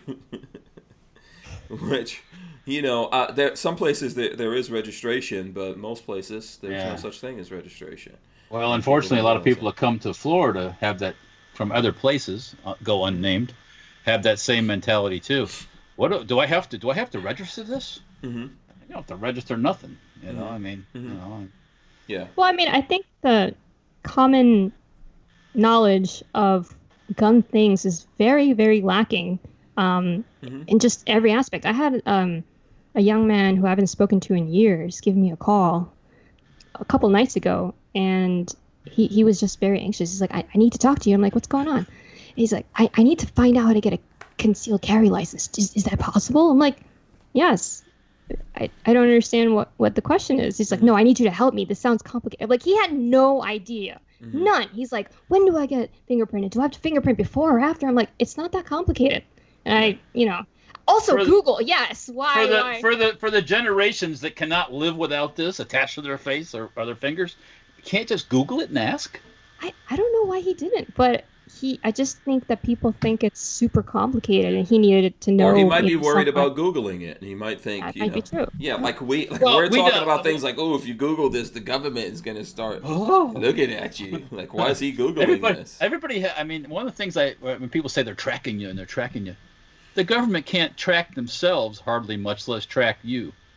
Yes, they can if they want to track you, but just this general thing that they're tracking everybody all at the same time. Don't be so confident in them. They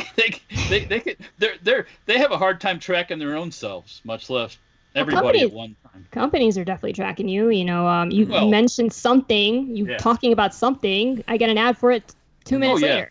Yeah, my brother-in-law mentioned that he had an electric bike they bought, and I happened to look it up. I wanted to see what the electric bike was about, and every time I turn around, there's an electric bike ad on my phone, or something on the computer. So yeah. You know what I think is funny when so let's say I go to a site, or let's say in my emails there's an email from a site and I go there, and then I just look around, right? I'm always this is what we do. We're human beings, and then I go back to my email and they're like, "Were you just checking us out? Were you just looking at something over here?" You haven't gotten that? No one's seen that other than me? Like, that happens. I don't think I've seen that. No. Yeah, that happens to me. I go someplace, or it happens especially if I see it in my email. I'm like, ooh, let me go check this thing out. And then you get an email from that then company. I don't do anything. I don't buy anything or whatever. But then, let's say maybe an hour later, I go back, I check my emails, and they're like, oh, you were just checking us out. I get that from stores. Yeah, it's like, oh, did you forget to buy something here? Yeah. It's like, if you go into a shopping cart and you pick something in your shopping cart, think, you can still get this at a discount. Tactics. Yeah. Well, hey, that's sales. Tactics to make us buy stuff. You know what? So, like, if I'm talking, obviously, if you're listening to us, a lot of this depends on where you are in the world. So, if you're in a lot of other countries, you probably don't have the same rights that we do in America. That sucks, but you got to do something about that. That's the best thing I could say for you, right? If you're in America, there's places where it is difficult to get a concealed carry permit. It is. Oh, yeah. Right? If you're in New York City, it's probably going to be difficult. You might have to bribe some police officers. You might have to know some people. And do some things. You have to have a reason. Yeah. But, if you're in a place like Florida, Texas, lots of other places, as long as you're not a bad guy, as long as you're not a criminal, a felon, or something like that, this is something that you can do. And there's lots of things that can walk you through it. And typically you can just start by going to a gun store.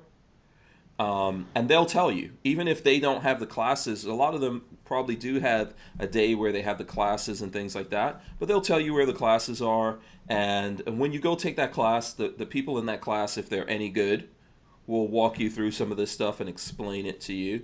And then, like Walter says, there's the internet, and there is other people. You can get into a community of folks that you could talk to, so they could judge you if you say clip instead of magazine. Yeah, something like that. But that's the community of anything else. It's something that you can get into, and it's not really scary. I see Simon says Train says New Jersey is ridiculous. That's true, but I think New Jersey is ridiculous. I agree with him on that. But it's a lot. It's actually easier than New York City. Oh yeah, forget New York City. Isn't there some state where you have to write an essay explaining why you need a gun or something like that? Is that one? I don't know. Tony, do you guys have to do that in New Jersey? I've heard something like that. Yeah, I know in Delaware, where my brother is, you have to post like a wanted ad or something like that in the newspaper, telling your neighbors that you're going to have guns.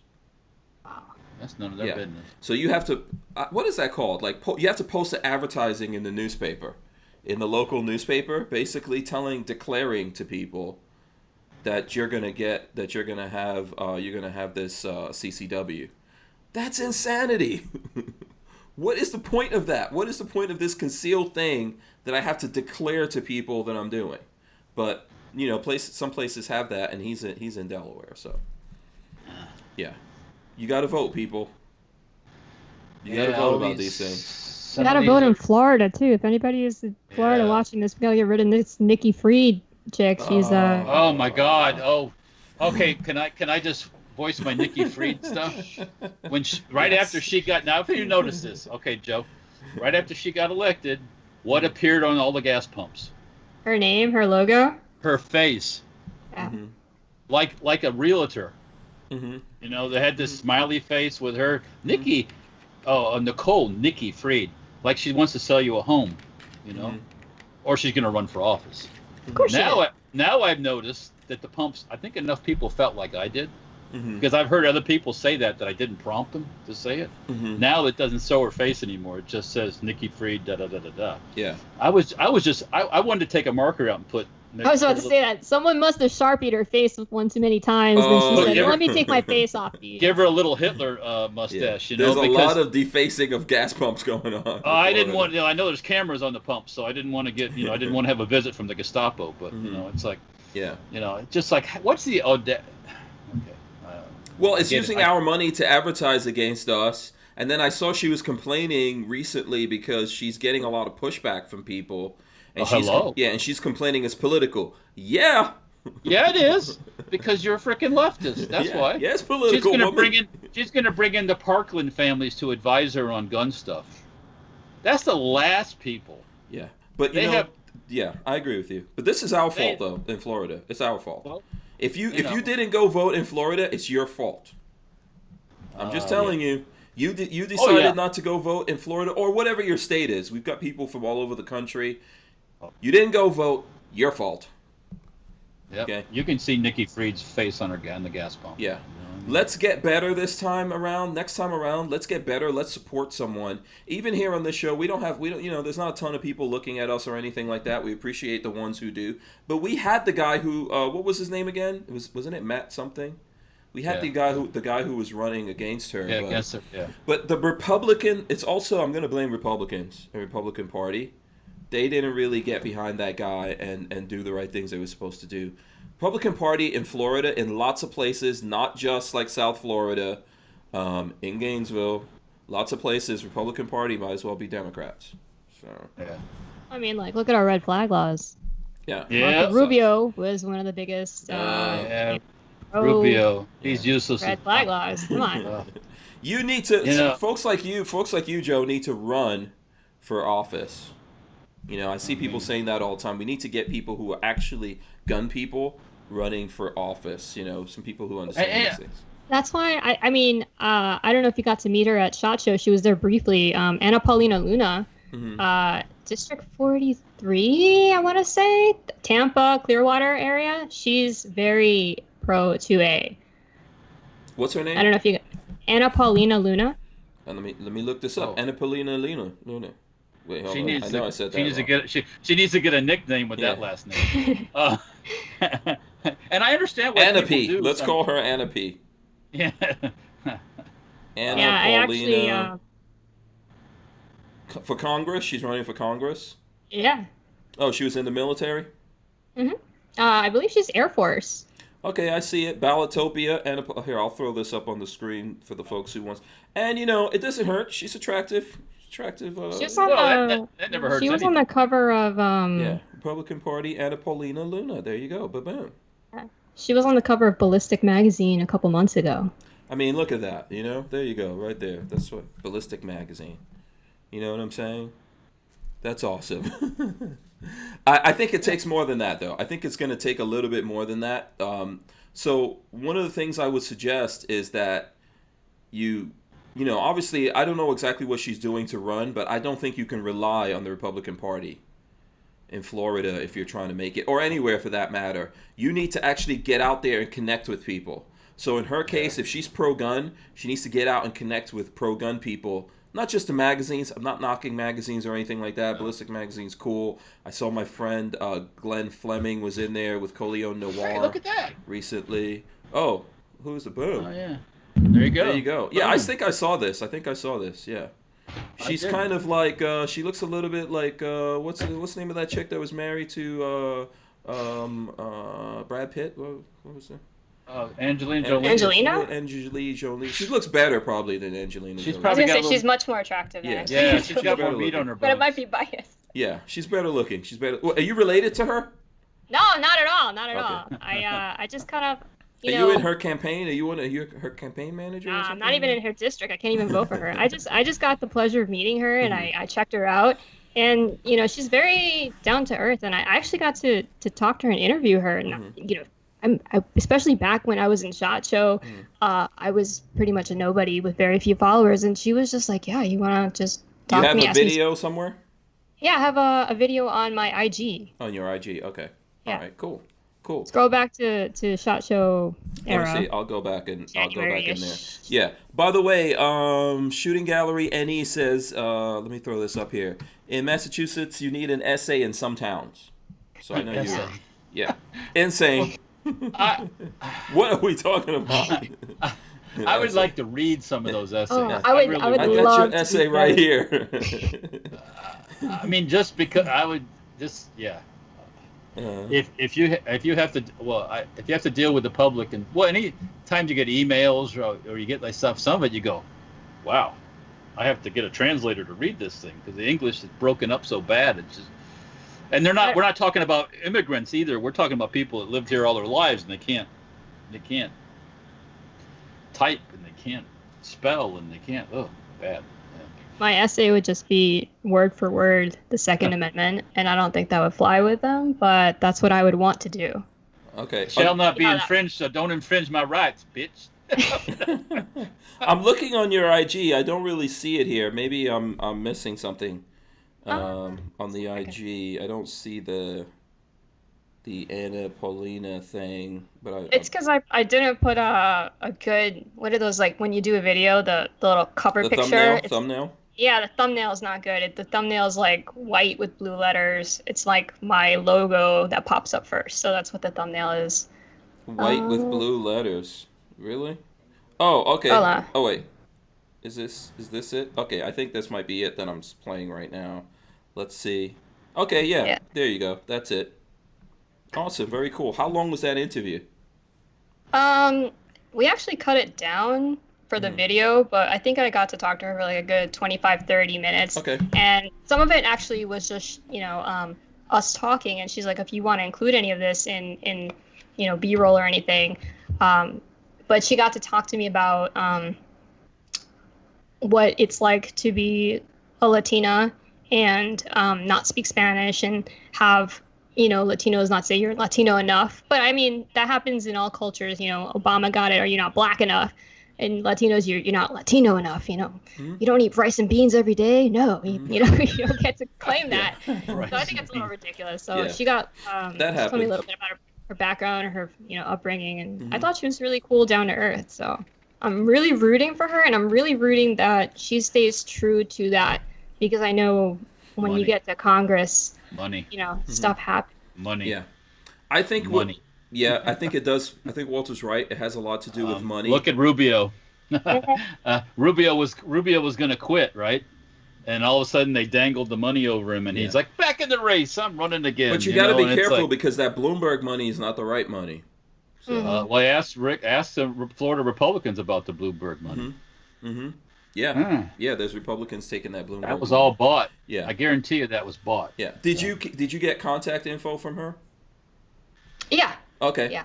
Yeah. Maybe one day invite her to come on the show here. We'll have For sure. We'll do a thing, or I think the thing to do is to reach out to people, get in people's videos. In some cases, guys could do videos. We could do we could do a podcast like this. We could do all kinds of different things, posts on IG and all that. And then, like Walter's saying, maybe get your own money together and build this up. Now, of course, the community is probably going to do some vetting, make sure you're legit and you're really into it and all that. But I think all of that's natural.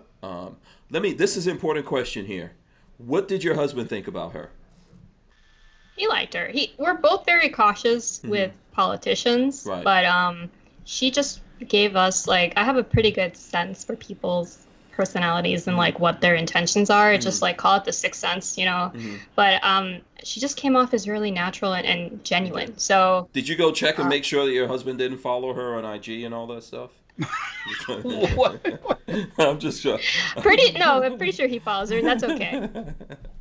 No, that's cool. Listen, I'm totally cool with that. We both I'm not a lesbian, and it's okay if you are, but I'm oh, she's good looking. I'll give you. Well, if you're a good looking female, I'm gonna say you're a good looking female. Yeah, women can do that. Guys can't really do that apparently.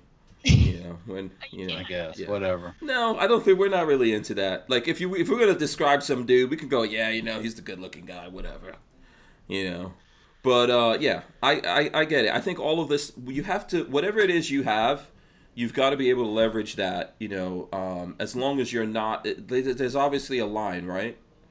But I think you have to use what it is that you have. So if you happen to be attractive, whatever it is, if you were in the military, whatever it is that you have, if you've got money and you've decided, hey, this is what I really believe, and I'm going to go out there and fight for this, and what I have going for me is money, or whatever it is, then you've got to use that to get the attention of the people, because ultimately you're going up against these other people who have a ton of money and they're old and ugly and stupid. And they've been there and will too lie long. through their teeth. Yeah, they're corrupt and all of that. So we have to find a way to get rid of these people, and use what we can. If you're Latino, Latina, if you're a black person, whatever, it's hey, let's use that if we have to. I think ultimately it's, where is that coming from? What's in the heart of that person? And do they really believe it? Are they just saying that they're down with the Second Amendment, like a lot of people tell me?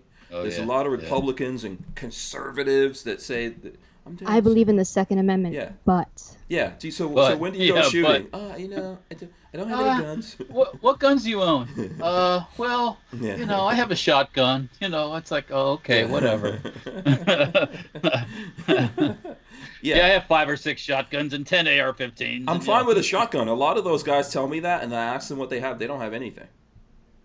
They don't actually even like guns. And I don't know. I'm just a little bit worried about that. That's lying. That's lying. Yeah. James Miller says, I'm one good-looking mohawk wearing dude. Thank you. I appreciate that. Not that I was fishing for compliments or anything, but I appreciate them. Yo Adams says, laugh out loud. Hank knows him and the boys get all gay when they're together. Yes, guys talk about a lot of this is true. I was gonna say, I know it's true. I know it's true because I've heard my husband's fellow coworkers they're always like, oh, you're a good looking guy, Rolando. I'm like, see, you guys are totally when nobody else is listening, guys are a little. No, we berate the living daylights out of each other as dudes. Yeah, we're allowed to berate each other. Yeah, if you look at videos of me and Walter, I'm always like, oh, Walter's showing the sexy calves. I'm going blind. Well, because they're so white. That's why. Yeah. So I think we all, mess around in our own ways. What is life if you don't try to make it fun? What is the point? Yeah, it gets pretty boring. You can be the coolest gun person, but if you can't have a little fun, it's just. Mm-hmm. Yeah, this is not fun, That's what we try to do here. By the way, I've forgotten to tell you people to all smash the thumbs ups. Smash the thumbs up so we can get going on that. And you gotta have some fun with you can laugh. You gotta be able to laugh at yourself sometimes too, Yeah. Yeah. Everybody screws up and does dumb stuff and laugh about it. Yeah, we all mess up. Walter messes up 10 times a day.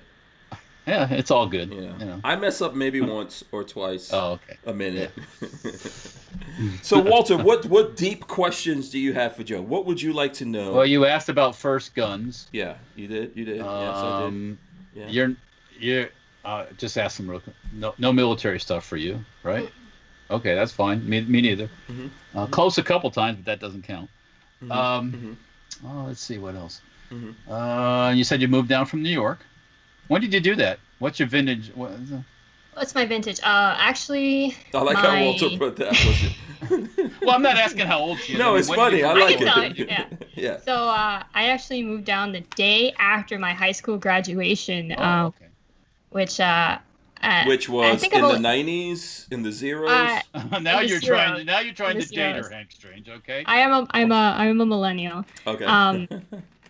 I'm the youngest of three, so my siblings all went to medical school down here in Florida, and my family is very, very close knit. We all live very close to each other. And she just couldn't stand having her two Ellas far away, so she turned to me and said, "I know you were planning on going to upstate New York schools, but I guess you're going to Florida because we're moving." So pretty much changed where I was applying to university. Yeah. Mm-hmm. And I went to UM, and the first day I saw UM was the day of my first class. I never actually, it was just all really super fast and happened that way. Okay. And yeah. So you were conscripted into the Florida life. Yeah, I had no choice. I mean, I did have a choice, but I chose not. I chose to stick with my family. Mm-hmm. So, yeah, that's good. It's a cultural thing. I think a lot of, certain cultures do that, but you see families that have grandma, mom, and the kids all living in the same household. It's typical to have kids up to especially now with the economy in their 30s living with mom and dad, and it's totally not looked down upon. You see that in telenovelas, in our soap operas. The protagonist is this dashing guy, lives with his mom and dad. So it's totally normal. And that's real. That's for real. Yeah. Like, especially when I lived in New York, I have friends that were from me. Like, I had a friend of mine from Argentina, very good-looking guy. I had a good job. He was like what's the MRI degree? Whatever that. He was a radiologist, but he had the MRI thing. So he ran the MRI. He had like cars, everything, but he lived with his family. They took care of each other. Everyone lived in the same house and all that kind of stuff. I thought that was cool because I can't live with my people. That's been one of the big things with the COVID-19 is the multi-generational houses. Yeah. The young ones that are healthy bring it into the old ones, and they, Unfortunately. Yeah. What part of New York were you from? I was raised in Suffolk County, the South Side. County. Okay. By the Great South Bay area. My dad was actually from Queens, but they all moved out to the island because that's you want to raise a family, you want land and all that crap. Yeah. I'm from Far Rockaway, son. Far Rockaway, Queens. Awesome. Yeah, I know you heard of Far Rockaway. Right? Yeah, no, I still have family in Queens. I have family in the Heights. I have family in Queens. I have family a little bit sprinkled all over New York. Mostly the Dominican side. My dad's family is here. My mom's family's still in Colombia. Yeah. So. Yeah. Someone wanted to... Go ahead, Walt. Did you have another question? No, I just said Colombia. Yeah. Yes, Colombia. One time... This has nothing to do with anything, and I know this probably sounds racist. But one time at SHOT Show, do you remember, Walter, I introduced you to that guy from Colombia that had the awesome coffee? Do you remember that? There was a guy that had coffee, and he was like, I could get Juan Valdez? No, there was this guy, and he had some kind of like tactical coffee thing, and he was like, I can get you coffee right from Colombia. But I only ever see, and I see him at SHOT Show. I can't remember. But I'm not a coffee drinker, so it doesn't do anything. Me neither, but I like the smell of it. It smells good. Oh, yeah, the smell's great, and it's great. Like, have cookies with coffee. Yeah. Yeah. Are you guys tea drinkers then? No. Well, why are you saying it like it's a bad thing? No. I drink both. Are you trying to imply something about the people who? No. I'm just trying to figure out if you just. No, I drink tea. I'm a tea guy. We have a spot with tea. You know what I'm saying? Yeah, I'm a tea guy. I like tea. I have tea time every day. I love tea. I like tea. No milk. All you need in tea is brown sugar and the tea, and tea bag, hot water, good to go. Don't need milk. Welcome to Hank Strange Tea I'm Minute. just saying. I'm just. Someone asked, "What was your worst gun that you've had so far?" So I know you're not okay, there's a good question. Yeah, what's your worst gun? Probably the Springfield. Okay. I know we had a Taurus revolver that we got rid of that I wasn't a huge fan of. Just because I've like I mentioned, I do have some arthritis in my hands, so that one was causing me some issues. But we didn't have any malfunctions. It just wasn't a personal favorite. So with the AKs, any AKs in your life? Oh, AKs. Okay. I actually have not. I don't own any. I shot an AK for the first time. I shot a lot of firsts at SHOT Show. I shot my first shotgun. I shot my first AK. I shot my first fully automatic. We're babies in the 2A world. So, but it's gonna be. We're definitely moving towards more stuff. Okay. Well, I'm a Class 2 manufacturer, and I have some machine guns. So. Yeah, if you want to shoot some automatics, I know a guy. We know someone. Well, I'll come hang out with you, Walter. Yeah. Yeah, come shoot some machine guns. Yeah, absolutely. Okay, so let's see. What's the other questions up here? Okay, so you covered worst gun. What's your dream gun? Like, what's a gun that you're like, if money wasn't an object, what's the gun that your husband should have bought you for Mother's Day, but, I'm not a mom. I'm a cat mom. That's it. Yeah, it doesn't matter. You don't need to be. I don't know. This goes back and forth. We keep talking about what's our next gun, and it keeps changing. I really love the Chris Vector. That was a lot of fun to shoot, and I've been eyeballing that for a really long time. I love that. It was fun to shoot at SHOT Show. You shot one? Yeah. Okay, so you shot. I kind of fell in love. Right. So you shot a machine gun. Right at SHOT Show, you shot the machine gun. Okay. Was it suppressed?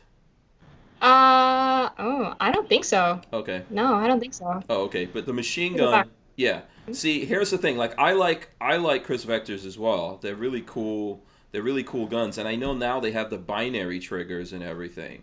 But the fact that if you ever shoot the machine gun, it's always a notch down to shoot just the regular, Well, it doesn't really take advantage of the operating system fully. Yeah, but you feel feel like, oh, when I shot this at SHOT Show, it was so awesome. It was a machine gun. It was like, in a lot of cases they have like the suppressed guns and everything like that there. But yeah, they're cool. I think that binary triggers getting into the game maybe comes a little closer to using that vectoring system, Yeah, you get spoiled is what it's called. I think so, but there's a lot of cool things that goes along with it. Like, now you can change your calibers, all that kind of stuff. They just came out with the 22 version of the Chris Vector, which doesn't have any kind of vectoring in it, because you definitely don't need it for a 22.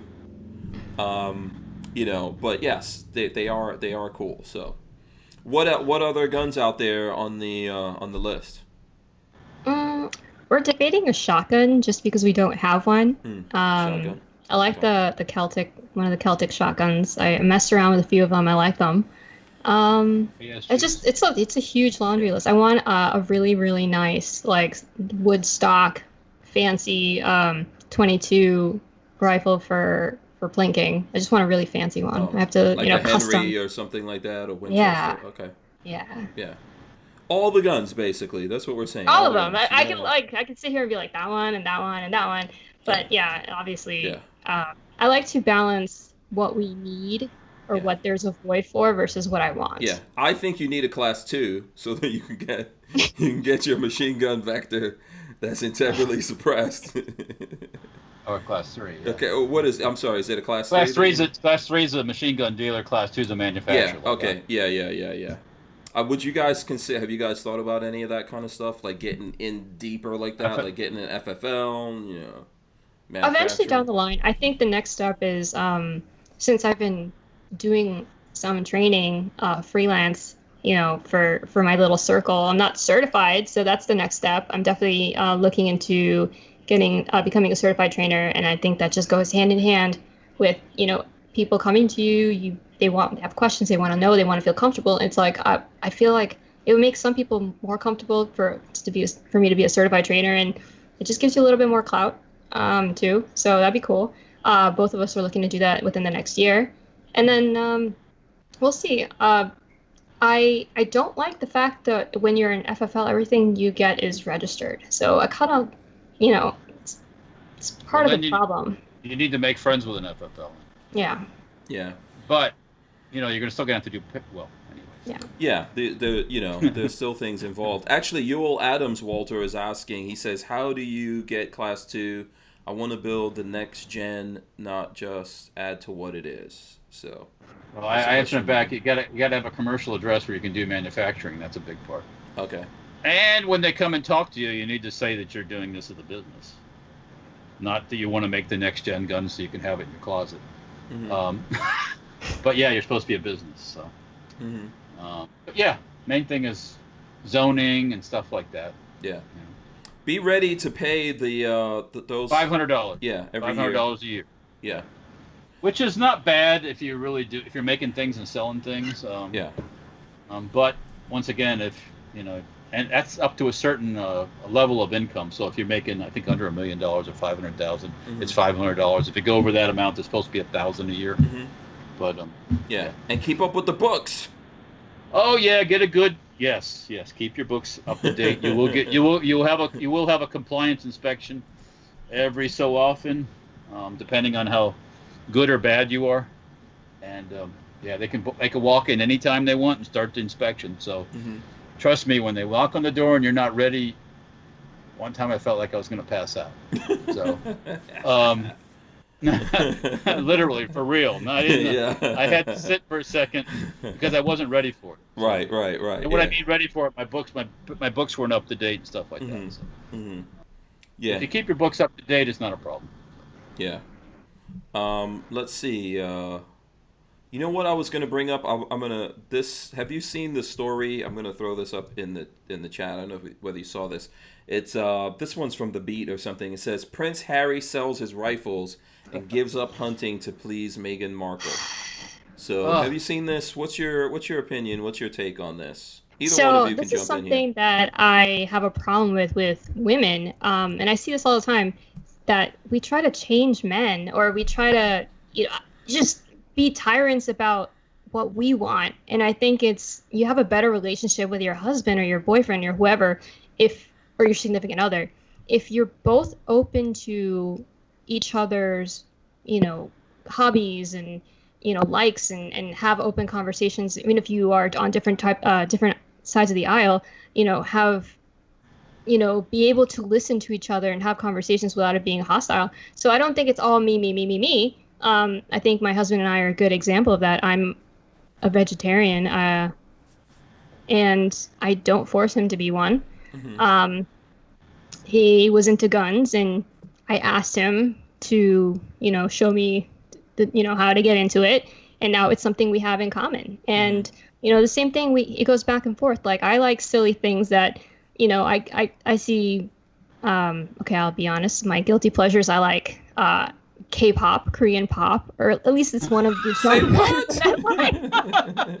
Okay, this just got interesting. Oh, is that with all those little boy bands that look like girls? Yeah, exactly. Yes. I could. Actually, hold on. Let's see. Wait. Let's see what this is.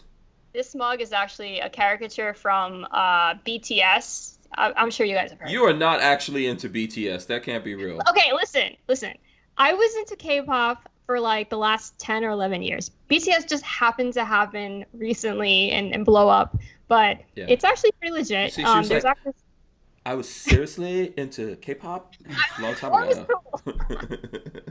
But it's something I fell into it by K-pop. actually watching a video on YouTube for a boy band called Big Bang many years ago, and I started showing it to people like, this is the most ridiculous thing I've ever seen. And then it was an earworm, and it went from this is so ridiculous to I can't stop singing it in my head. So that's how it happened. It happened very backdoorish. Yeah. And I mean, my usual genre of music is alternative rock and classic rock. So it's like, how the heck did you get into K-pop? I don't even listen to regular pop. So it happened. And Rolando was really cool about it. He goes and watches stuff with me. Like they had it at the movies. They had a concert at the movies. He went with me. So it's like I watch his stuff, he watches my stuff, and we find a middle ground. It's like you try to get into each other's hobbies, and then you have more stuff to talk about. And I just feel like we've been together for 10 years and we're just really solid. And I see, like, I turn around and look at some of my friends' marriages.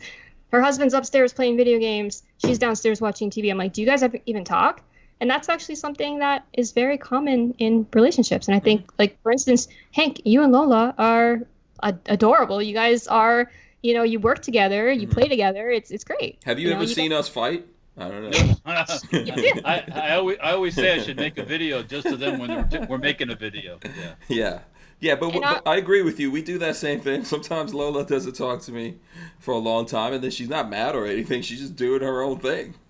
You know, I get it. Yeah, I'm probably needier than she is, but you know, yeah. I think women need to just be a little bit more open. Like, I played video games as a kid. I was Mario Brothers generation, and then I was frowned upon in my household, so we got rid of, you know, there was no video games. It rot your brain. Mm-hmm. And when I started dating Rolando, I didn't. I mean, you know, generations had passed. There's now like 2 joysticks on the controllers, and I'm like, I don't know how to do this. So I saw him. He would always be playing with his crew, his boys online, and I wanted to be a part of that. So I'm like, can you teach me? So, I mean, now I play video games, and I'm not bad, you know, and it's I'm enjoying it, and it's part of our relationship, and it's like I want to spend time with him, and you know, I think that's something that we as women need to, not just everything that he wants, but just both of you have, you know. Yeah, but let's not skip over this. Walter, do you have a question you want to ask? No, not a question, but you start talking about, you know, what's the redhead giving up, Prince Harry, giving up his manhood. Yes. You know, he was, you know, Afghanistan pilot. I believe he was a helicopter pilot.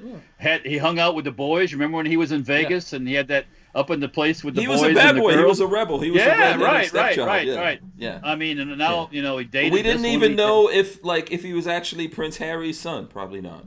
Well, he's not. I mean, not Prince Charles. Prince Charles. Yeah, he's not. Yeah. He's probably bodyguard's the daddy. Yeah. Genetic test. That's genetic test. That's a fact. That's a fact almost. Yeah. But nevertheless, so he was kind of macho. Yeah. You know, then you meet the chick, and I get, you know, there's give and take, but you just don't throw your whole being away. Yeah. You know what? I mean, it's like my mother would say. She juju him. She put juju pun him. Oh, is that what you called? Is that what your mama called the juju? She put some juju pun him. I have other terms for it. I mean, but we're not going to say on here. Yeah, I've said off. I mean, is she that good? Is she that? Must be. Must be good. Must be. But it's like, remember Sean Penn? We talked about this a couple of weeks ago. Sean Penn burned all his guns down, melted them down to artwork for frickin' Charlize Theron. And then she ditched him. Then she dumped him. Yeah, I know. You know, when I met my wife, when I met Peggy, I told her, look, I got guns. I'm going to get my guns. Their guns aren't going anywhere. She wasn't really too much on the guns then, you know. Yeah. But now, I mean, you know, she makes, you know, I work with my wife too. Mm-hmm. She's the CEO actually. She's the boss. Mm-hmm. So, but she came to the realization, you know, guns can make some money with. So, yeah. Also, you know, she doesn't hate guns. You know, no, she has guns. She has her thing, like Joe was saying. She has her thing. Yeah. She does stuff that I don't partake in, and vice versa. And you know, she enjoys military vehicles that you guys do. She hangs out with us. Yeah, I've seen her drive a stick. I respect a woman who drives a stick. Nothing. Yeah. There's very few things that are sexier than a woman that could drive a stick shift. Let's be honest. Yeah. I met her. She had a car with a stick shift. So then, boom. You know. Yeah. You were gonna say something? Joe? Even if you don't adopt each other's stuff, you just at least respect them. Yeah. You know? Right. You know, I mean. Yeah. So let's just switch back to this for a second. I do want to talk about Prince Harry and Sean Penn and all these idiots who have melted their guns down or given up hunting or whatever nonsense they've done for the punani. You know. I used to go hunting too, but I didn't stop going because I was told to. I just stopped because my interest changed, so to speak. Right. But here's what I want to go back to, Walter, because I don't want to forget about this. We might not have this opportunity going forward. What the hell is the K-pop thing? Okay. Yeah, you know, on Instagram for a while, I was getting all, and because of Instagram. I was getting all these, you know, the I guess they were Korean boy bands. Right. What, you didn't know they were boy bands? You thought they were girl bands? No, I could tell they're boys, but Oh, okay. they're They wear makeup. Yeah. they're make-upped up like girls, and they're all Right. sweet and all this Yeah. stuff, and they hang out, and they're all over each other too, which is Yeah. like, ugh. Well, I have a theory about Yeah. this, Walter. Do you want to hear my theories? Because I have really good theories. But Oh, go ahead. No, you finish your thing, and then I'll hit you. So with my I theory. just kept on watching it, undoing it, undoing it. Walter's And like, finally, please, I don't want Peggy to see I don't this. want to see and it. think It's I'm not looking my- at these androgynous Korean K-pop boys. Yeah, it's not my thing, It's like, Sure, okay, Walter. come on. Sure. I Listen, know, Walter, I know. we're not being judgy of you. Well, that you can judge all you want. I don't care. But Yeah. no, I mean, it was just That like one time what in the is- Philippines, we're not going to hold it against you. If Well, you didn't no, know, there, you didn't know. there is no. Trust me, there's none of that. But yeah, it was Right. like I had to for a while. Just like, where's this coming from? Is it coming from? Is it Japanese? Is it Korean? I mean, I don't know. Yeah, it's I K-pop. figured it was Korean. So I want to analyze the psychology of this because I want to flip this. We made fun of your husband, but I'm not making fun of you. But I have a theory about this. I have a theory that women are almost universally, I'm not going to put anything to like 100%, but most women are kind of androgynous when it comes to their sexual attractions. Like women could easily be attracted to other women versus like there's guys who might be gay and interested in men, but more so in women you see that. And I think that especially when women are younger, they're very attracted to pop stars, rock and roll actors, and all that kind of stuff that look like women. Hence Justin Bieber. So, do you want to delve into that a little bit? That this is why you like these K-pop guys because they look like girls? I don't particularly like, especially the first boy band that I liked. They're actually not poppy as much. They're a little bit more hip hop, and I was not attracted to any of them. I just thought their sound was very interesting and very catchy. Mm-hmm. And I'm a runner, so I like catchy, upbeat stuff. So I started listening to it when I was running. So I just think it's really catchy. I think they engineer. You don't think about what they look like. You don't realize that they look like girls. Well, there's actually. Which one of them do you think is the cutest one in this BTS?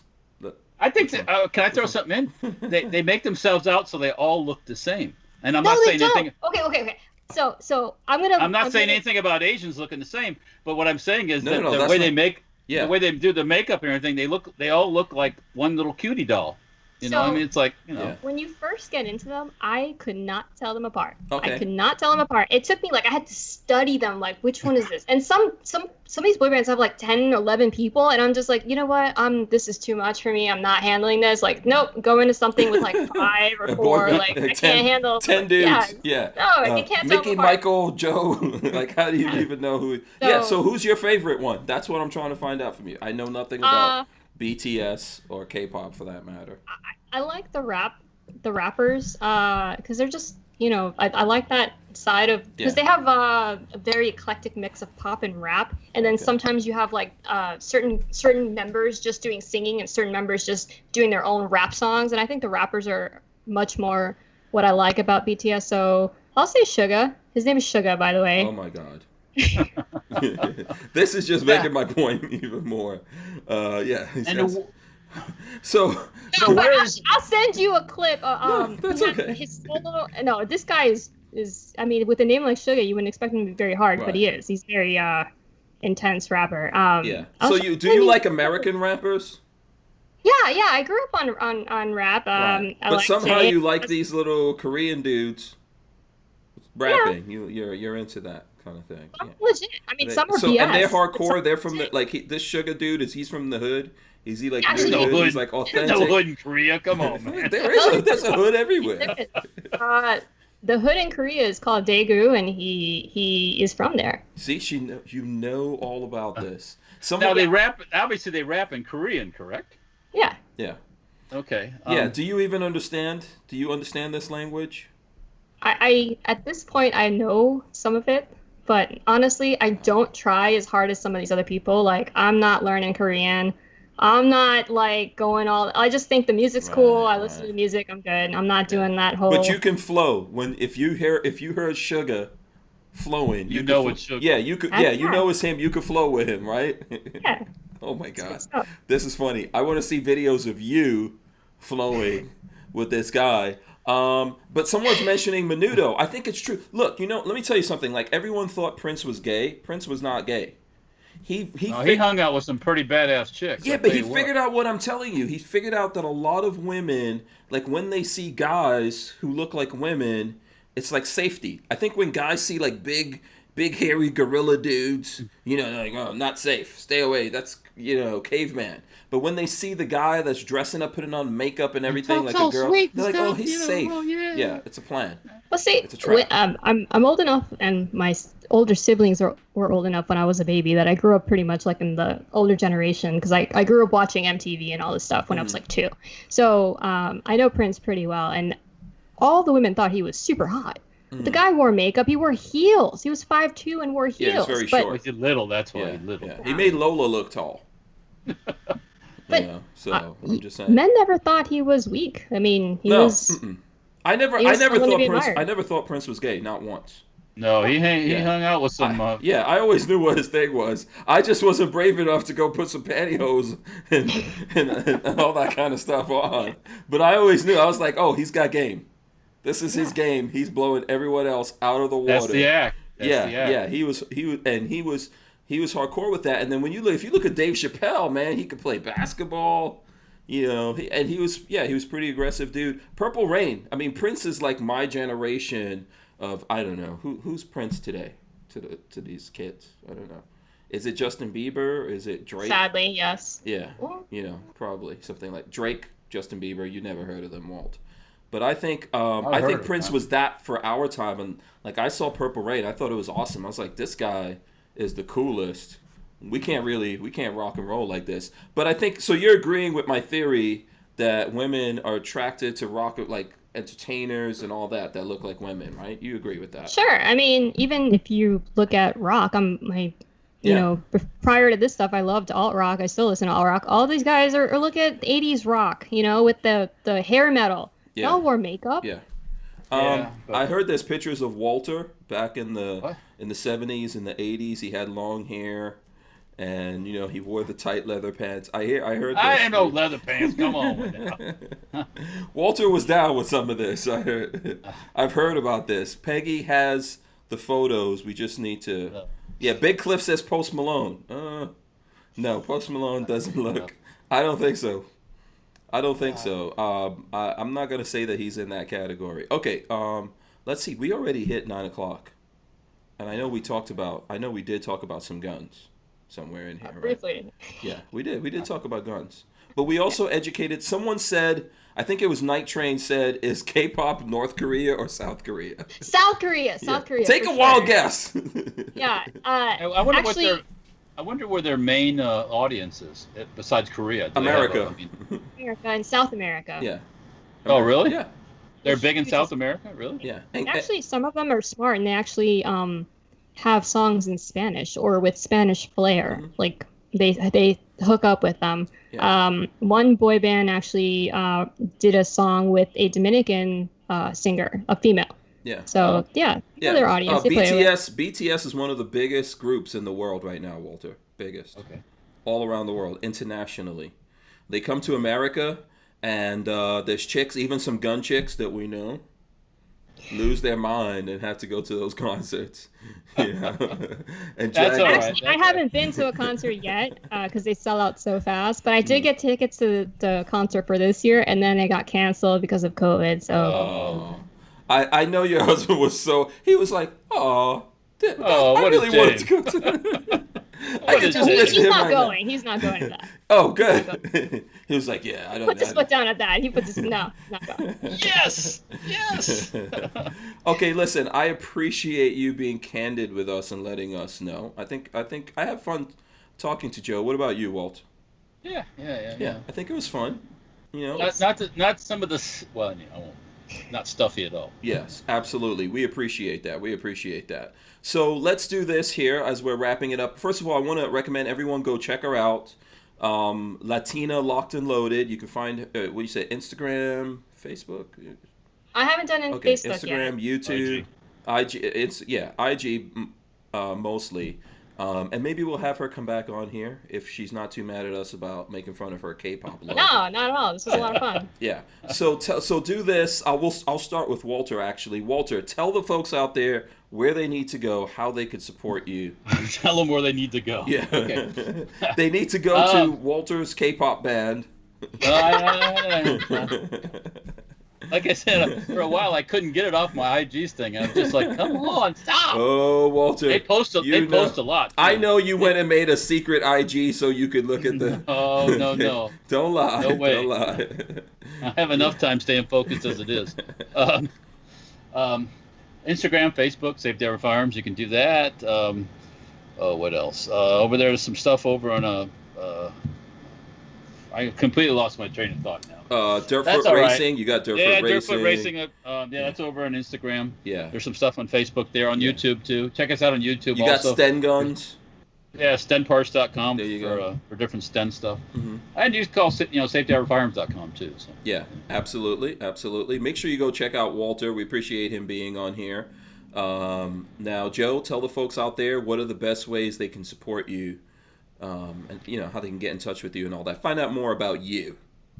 Mostly IG, Latina Locked and Loaded. And like I said before, we're looking to open, or I think we might have something on our YouTube, but it's Latinos Locked and Loaded on the YouTube. We're looking to put more videos up and spread our wings a little bit. So okay, awesome. Go ahead and subscribe to that. Yeah, absolutely. And maybe we'll get the and yeah, my husband's page, Puerto Rican Pistolero on IG. He's actually super Boricua.